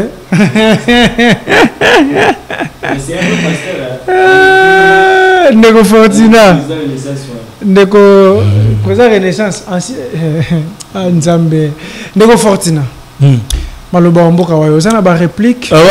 J'ai des répliques. Premièrement, na féliciter co-débatteur nanga la sincérité opposition à sala. OK. Alors ça la opposition mo républicaine et ça opposition té au mona ya ba rébellion ya ba rimagie.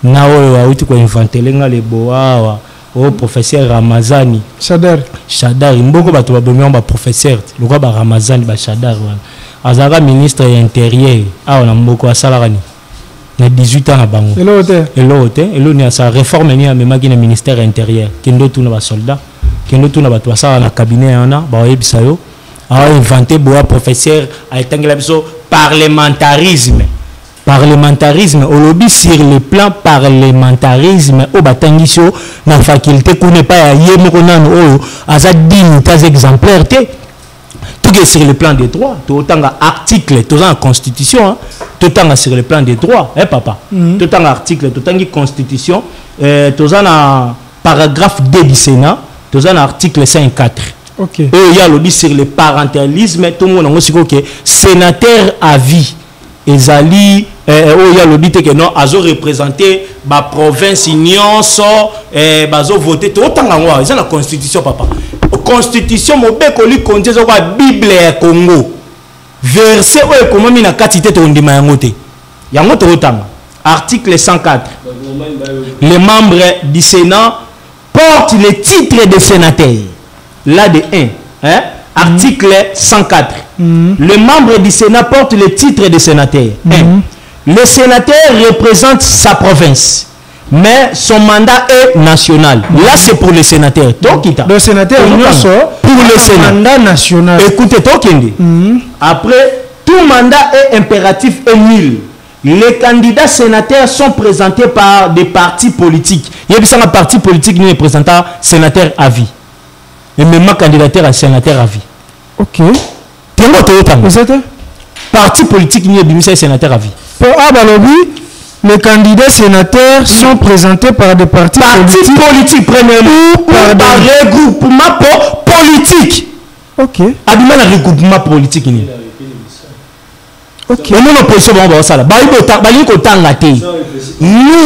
Nous totangaka il faut que se mettre mise en jour, il faut qu'on tanga. On parle des droits, on parle de la politique. La politique c'est la science, la politique c'est l'intelligence, monsieur. Mon co-débatteur, tu dois lire et relire. Ne parle pas des choses vaguement au ramassé parce que ton professeur n'est pas un dieu. Ton professeur Ramazan il n'est pas un dieu. Oui, ton professeur Ramazan il n'est pas un dieu. Alobi, balobi, papa Gilles Tangelangaï, pardon. Les sont représentés par des partis politiques ou regroupements politiques. Okay. Ils peuvent aussi se représenter en indépendant. Ils peuvent aussi se présenter en indépendant. Kabila n'a jamais se représenté en indépendant. Ok. Ils sont élus au second degré par les assemblées provinciales. Kabila a été élu par quelle assemblée provinciale? Chaque sénateur est élu avec 2 suppléants. Ok. suppliant et Tshisekedi Georges Kabila azana ba suppliant nda se jarate kuna suppliant non suppliant nazarate. Les anciens présidents de la République élus sont des droits des sénateurs à vie. Sont des droits, ce n'est pas être élu.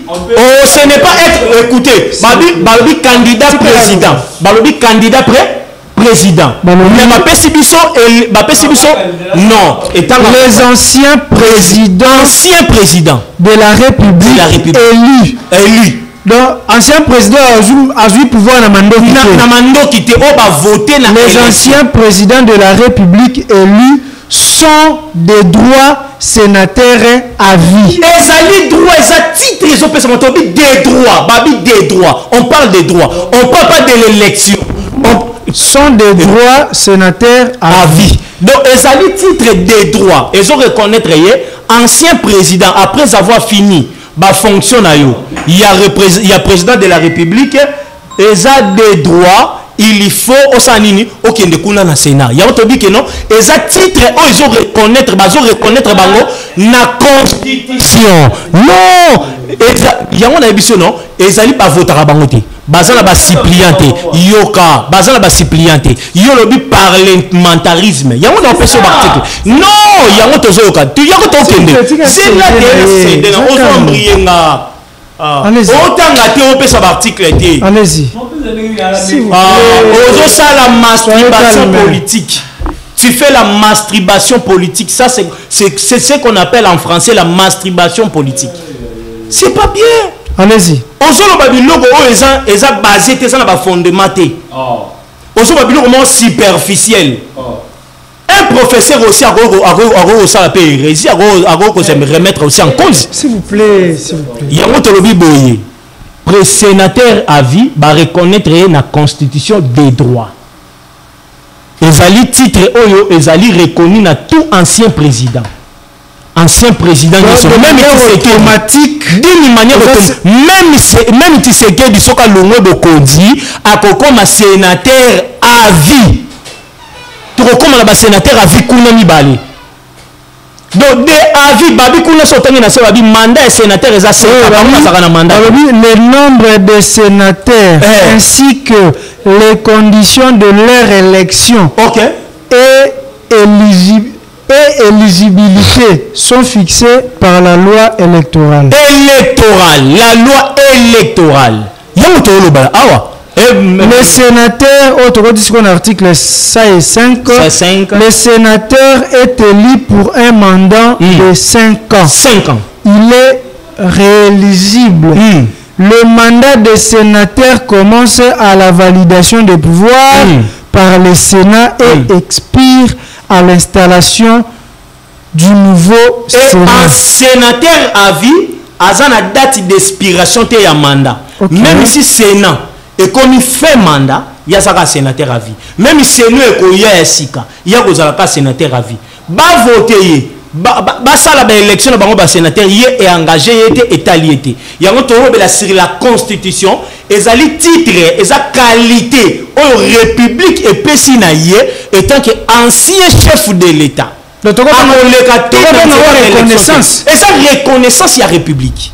Et ça les de parlementarisme, et de konanga zolobela.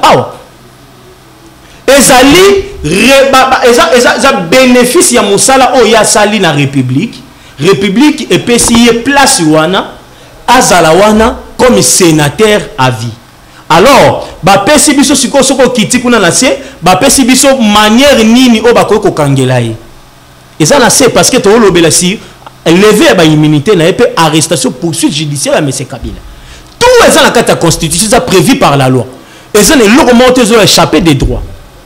Tango balobi deux chambres soko kiti na sotanga nyonso faut ba réunir tout pour ba lever ba immunité ba kangaye tout qu'on soit ba poursuivre. Si monsieur Moutamba il a parlé que non ba poursuivre Kabila étant que sénateur à vie et non ancien chef de l'État ndenge ndeko nanga lobi ce qui est bongo c'est que tu s'attaquer na Sénat directement c'est que non peut ça papa j'ai les raisons il faut Sénat et sangana kune convoquer réunion na bango balongole ba immunité pour ba poursuivre tant que sénateur à vie. Alors oui, allez-y. Tant que ba poursuivre tant que sénateur à vie ba lever ba immunité, c'est alors M. Kabila Aza maintenant à la merci du droit.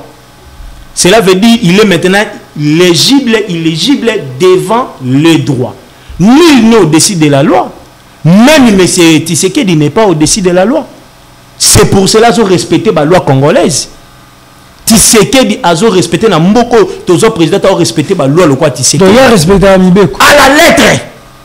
Ok. Ils ont respecté yango. Mais bango on a 18 ans vandaka awa. Ba brisa ba viola ba loi mbalebele violation ba loi tout le monde on a 18 ans ba viola ba loi. Ba respecta même pas ba procédure na mboko tout le monde ngo.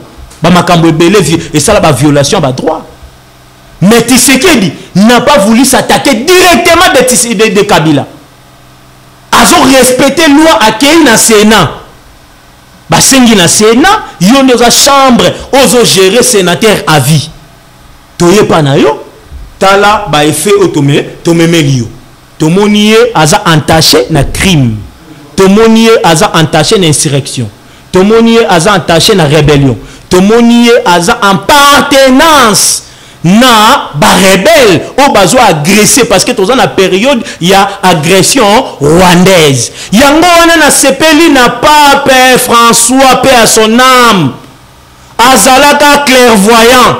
Alors baki nini retirez vos mains.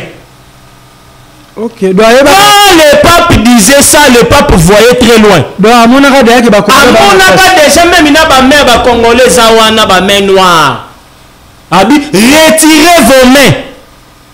Pourquoi le pape François avait dit retirer vos mains? C'est que le pape avait vu quelque chose. Où ils ont reproché là-bas, même il y a des mains noires. Et parmi les mains noires, aujourd'hui, c'est clair. On a Corneille Nanga, on a Bissimois, on a les Harry Magie et consorts. On a les membres des FCC qui sont adhérés là-bas à AFC. Mouvement rebelle, mouvement insurrectionnel. C'est maintenant au PGRE, au général de la haute cour militaire, de se saisir, non, il faut d'abord commencer par le lever des immunités. Attaquer Sénat. Sénat peut s'amakasi, barokangaye. Kabila, azana sima guerre oyo akokangama. Merci. Kabila kosa la prison na mboko. Na mboko tokomona président liboso avant na makala awa, avant na luzumu, avant na ngenga Kabila rovanda. Merci. Toye siko na dossier ya Matata. Ok. Monsieur Matata pono eza dossier où ils ont brûlé ba torchon lelo entre Assemblée nationale na cour constitutionnelle ya Dieudonné Kamuleta. Oui oui. Dieudonné Kamuleta, il faut qu'on félicite Azamo Bali. Dieudonné Kamuleta, il faut qu'on applaudisse pour Azamo Bali. Dieudonné Kamuleta. Kalouba a bien mal incompétent. Oh, selon la loi, la constitution, le premier ministre, y compris le président de la République, sont redevables devant la cour constitutionnelle selon le plan des droits. Si aujourd'hui, le président, on poursuit le président tant qu'ancien président, c'est la cour. Cour constitutionnelle, le président a en plein mandat. Ce qui est l'infraction. Pourquoi ceux va voter na cour pour valider? Mais cour à liboso et lobaki bongo parce que ba monnaie etambolaki Matata ponyo asombaki cour wana. Ataka on a poche na ye. Oh, apesa ki mbongo. Ebele ba millioni. Apesi ba millioni na Kaluba pona fina dossier. Kamuleta tangwa ye amoni ba biloko wana bité. Nga naza pona service ya nation. Nakoloba kaka bobebo sembo pe mobeko. Mais balobi arrêt à cour et bandela makade fois za rambala moko. Non, ce qui ba erreur matériel et salama. Mais on est à matériel. Erreur et salama. On est touché fond. Erreur et salama qui Kamuleta na équipe na e ba moni que ba erreur et salama qui yango ba créer article mususu pour ba poursuivre parce que ça redevable dans la constitution. OK. Oui. Ça redevable na constitution. Merci. Kamuleta abengisi ye abandi procès ayoki ye asambi Dieudonné Kamuleta pa yoki ba avocat na ye, ba bengi ba Globert ba ye, ba bengi bango nyonso wana y compris ba équipe na ye ba ye. Mkende na Bukanga Lonzo, ba machine eza kokufa. Biloko mususu ba équipe pa mususu eza kuna te za wa pesa na bandaka banani. Aza ko répondre na ba droit parce que Bukanga Lonzo eza biso eza peuple. Il faut to lire masango na ngoti lelo. Ce qui masango wana katanaki parce que corruption et salamaki. Corruption dans la dirigé équipe, mais c'est Matata. Oh, il est le loiseau défendre. Oh, après avoir Kolongo. Mais il y a un géré qui projet à Bukanga Lonzo. C'est M. Matata. A géré projet à Bukanga Lonzo. On dirait Koufi na 2020-19 foot. Kasi, Fatia continue à mandat na pouvoir nani. Fatia continue mandat na pouvoir. C'est Fatia continue déjà qui na. Koufi, Fatia Koufi Bukanga Lonzo les a raté. Ba machine ba tracteur et ça la raté et Koufi vanda wana. À cause il y a Bamiyibio à 18 ans. Miyibio à 18 ans, M. Matata, il consort. Yewana, allez, faut basamba. Ceux qui basambi si, ndenge basambi. Entre Dieudonné Kamuleta na Vital Kamerhe, na a raison. Bon, il y a l'autre Kamerhe au sala, ils ont des droits, ils ont président et assemblée, ils ont le la papa, na katsanda kufa protéger bana. Papa mon côté, quelque chose moi na salimabe. À permettre il y a des préalables et des principes au faux solana papa wana. Kamuleta doit travailler maintenant avec l'Assemblée pour avoir les levées des immunités à Matata. Surtout que c'est la deuxième institution en Boka. Effectivement, entre cours dans l'Assemblée nationale, l'Assemblée nationale c'est la deuxième institution. Donc après chef de l'État les assemblées toboité. Yango na ebisio que non nous na ba analyse politique na biso tozalaka pour te contreter. Et si ka oza mabe to koloba mabe. Et si ka oza malamu to koloba malamu. Et si ka wana Kamuleta faut à travailler na monsieur Kamerhe parce que Kamerhe a joué rôle d'un bon père dans protéger banana ye. Azo protéger banana ye oya gérer na chambre na ye. Alors Kamuleta faut saisir ensemble. Ce que si bango kunande ba ko élaborer question wana élever ya ba immunité. Et ce qui Kamerhe aboy Kamerhe a en plein droit à kobo ba lever immunité, il faut ba kende na plénière.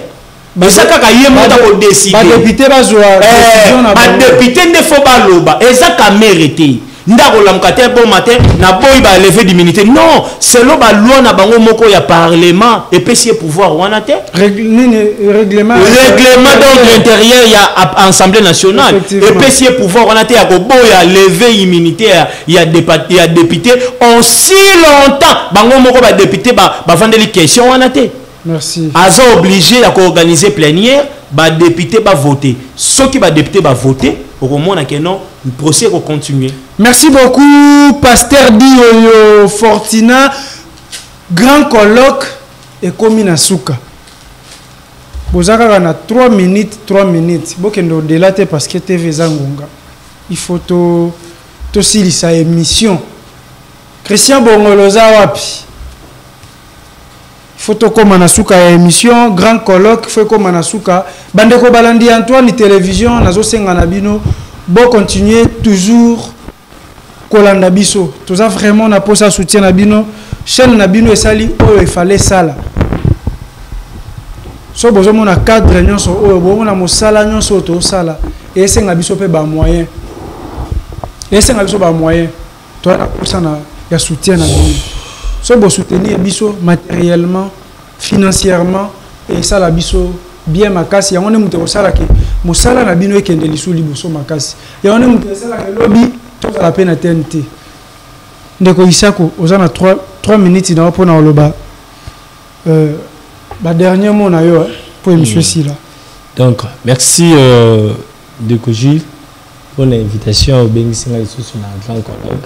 C'est ma toute première fois à participer à l'émission et débat. Oui. Et merci à coup débattre et de partager les plateaux. Mais à ce moment-là, stylo na papier, à bombe loko na OPC matière. Na tikali jamais kobo la constitution ou bien na tikali jamais ko ba été le professeur Chadari mon Dieu. Na ebisionde aux appels ou autant les cours parlementarisme on comprendre fonctionnalité, comment est-ce que les parlements fonctionnent. Dans le discours de parlementarisme, mais ali l'organique, mon dans le discours de parlementarisme, mais la constitution, non. Dans le but pour nous comprendre la fonctionnalité, il y a parlement. Comment on peut se raison? Non, le babouille. On a un problème dans les qui sénateur à vie est un titre honorifique, jamais. Sénateur à vie est oh, bisous que bien reconnaître et te pécier merci ancien président pour tout ce que vous avez fait dans notre pays. Il y a un c'est comme un président sénateur pardon comme un sénateur à vie. Et moi le bateau qui va voter, naturellement le bateau qui jamais Kabila kozala voter, jamais Kabila kozala banai non. Dans le baki qui Kabila sénateur il y a vie parce que Zaki président de la République, il y a un sénateur comme un bon chaque province a continué à 4 pour voter 4 sénateurs mais bisous là qui c'est tous à 8 plus 1. Aux alliés présents de la République. Au lobby, ma caméra répond aussi c'est ma tête à Pogno. Mon camarade, le pasteur Fortina, attend le biseau à lobby ma tête à Pogno. Azar doit juger. Azar la juger en tant que premier ancien premier ministre non. À l'article mon côté la constitution la biseau et puis si accès il y a que juger ancien. Donc, c'est la constitution, c'est pas moi. Sami Badi tout en a deux articles, on a six. Alors qu'on a aussi kawana deuxième matata pour ne plus. Ok, deux articles. Et na pesi sous mbote na ngai suka parce que mutu apesa ngai sanga soko kendo sale biche faut beaucoup lire la constitution Christian V Mungita la pesi mbote. Tout en article 163, la constitution dit ceci. La Cour constitutionnelle est la juridiction pénale du chef de l'État et du Premier ministre dans les cas et conditions prévues par la Constitution. Article 64. Aucune loi et le biba jugé ancien Premier ministre. 64. Premier ministre en fonction. En fonction. 64. La Cour constitutionnelle est le juge pénal du président de la République et du Premier ministre pour des infractions politiques de haute trahison, d'outrage au Parlement, d'atteinte à l'honneur ou à la probité ainsi que pour les délits d'initiés par les autres infractions des droits communs commises dans l'exercice ou à l'occasion de l'exercice de leur fonction. Je m'arrête là. Allez-y comprendre. Matata Pogno, voilà pourquoi en 2020, on va déclarer qu'il est incompétent et à cause juger Matata Pogno. C'est quoi question mouké? Parce que. Tu quoi vivre dans un mboka moko batumusu basambi samakate? Non, Matata Pogno, là c'est le premier ministre. Il fallait pas juger. En pleine fonction. On parle, mais oui, on parle. Est-ce que vous êtes sûr qu'il y en a un ministre en fonction? Le droit. Ok. Mais les droits à la Constitution nous dit de juger les premiers ministres ou bien les présidents de la République en fonction. Les dossiers où tu sais que les dossiers où il y a KBA, ce par exemple ma première ministre, elle devait être jugée maintenant et condamnée.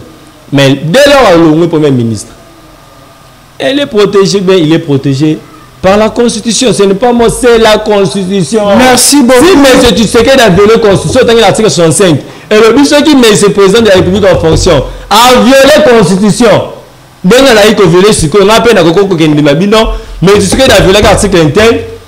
Mais nous sommes en République démocratique du Congo, dans le régime, y a-t-il un régime, il y a Kadiosha. Il faut faire attention avec ça. Oh, la Constitution nous dit ceci, les chefs du gouvernement et les premiers ministres.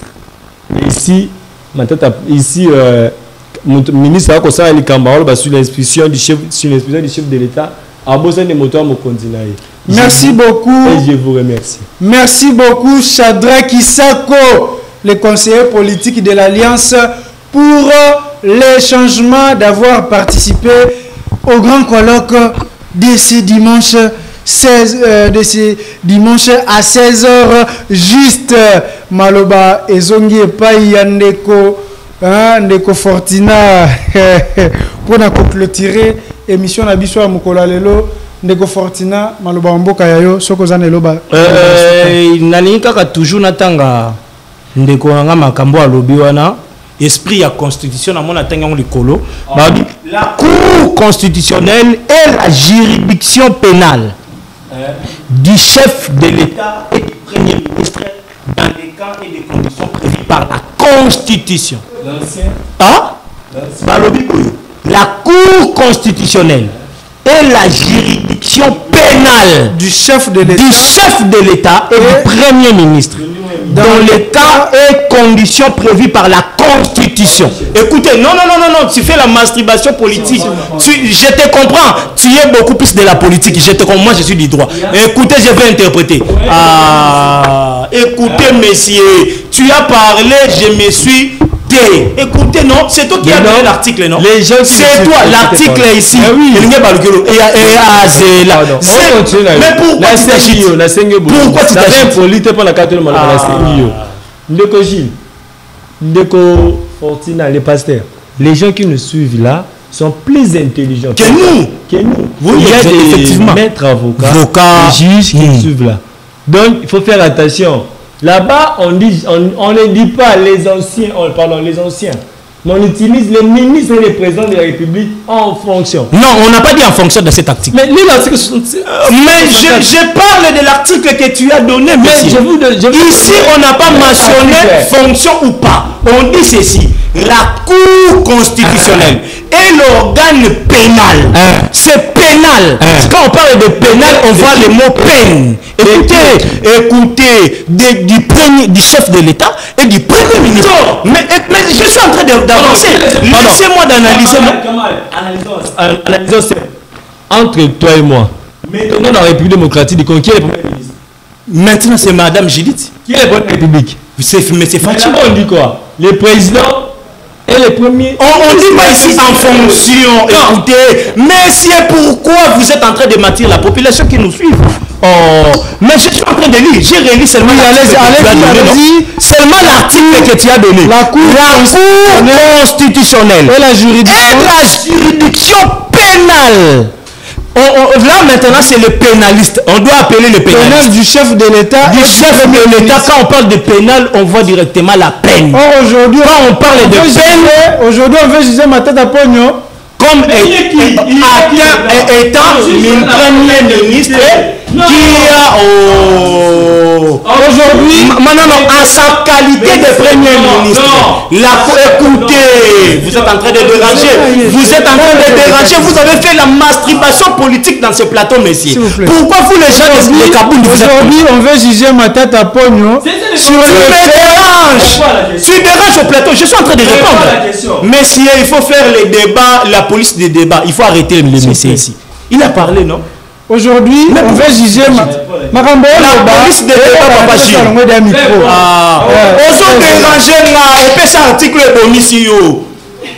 aujourd'hui, on veut juger Matata Pogno sur les faits qu'il a commis comme état premier ministre. Aux en face, intellectuel, on va répondre. Ok.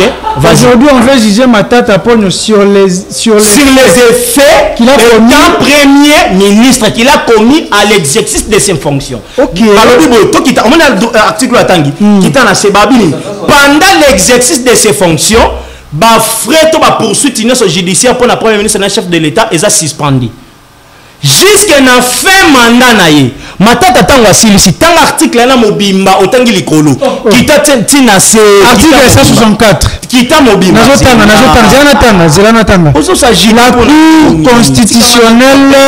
la cour constitutionnelle et le juge pénal du président de la République et du premier ministre pour laissez-moi lire s'il vous plaît.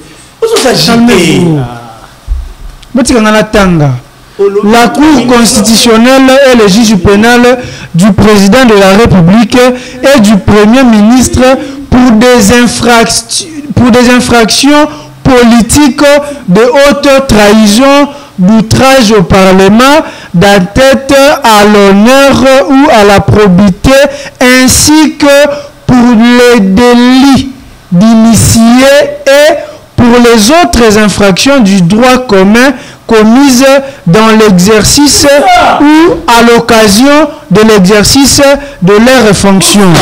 Oh, s'il vous plaît, s'il vous plaît. Oh, aujourd'hui, on veut juger Matata Ponyo. Pourquoi? Pour Namarambo Salagi, pendant Gaza Premier ministre. Bongo. Oui, oui. Il y a un abiboué. Papa Gilles, tu sais qu'on maîtriser invité na yo. Ah, ça en est calme. À lobby, na fan Nikimia. Ce qui est vrai, c'est que. À lobby, na fan Nikimia. Attendez, s'il vous plaît. S'il vous plaît, laissez-lui parler.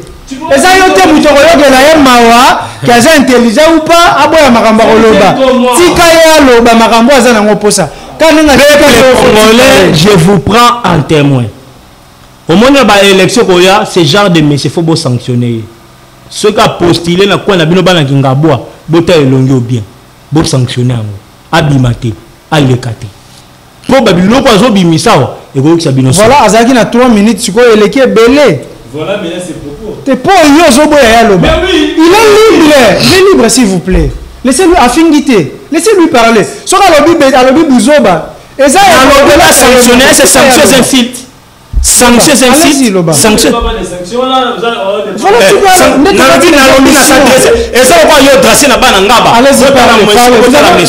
Je vous donne vos 3 minutes. OK, merci. En tout cas, mon très cher ami Isako, s'il vous plaît, tout ça le débat moko équitable et débat moko yaba intellectuel. Tu es de l'Enikin, tu es de la SPA Science. Écoutez, cher Chako, écoutez pourquoi tu t'agites, mon cher. La politique, ce n'est pas l'agitation. Il ne faut pas faire l'opposition des émotions.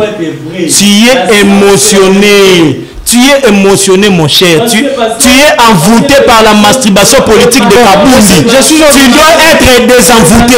Tu es envoûté. Tu es envoûté. Tu es envoûté. Tu es envoûté par la politique de M.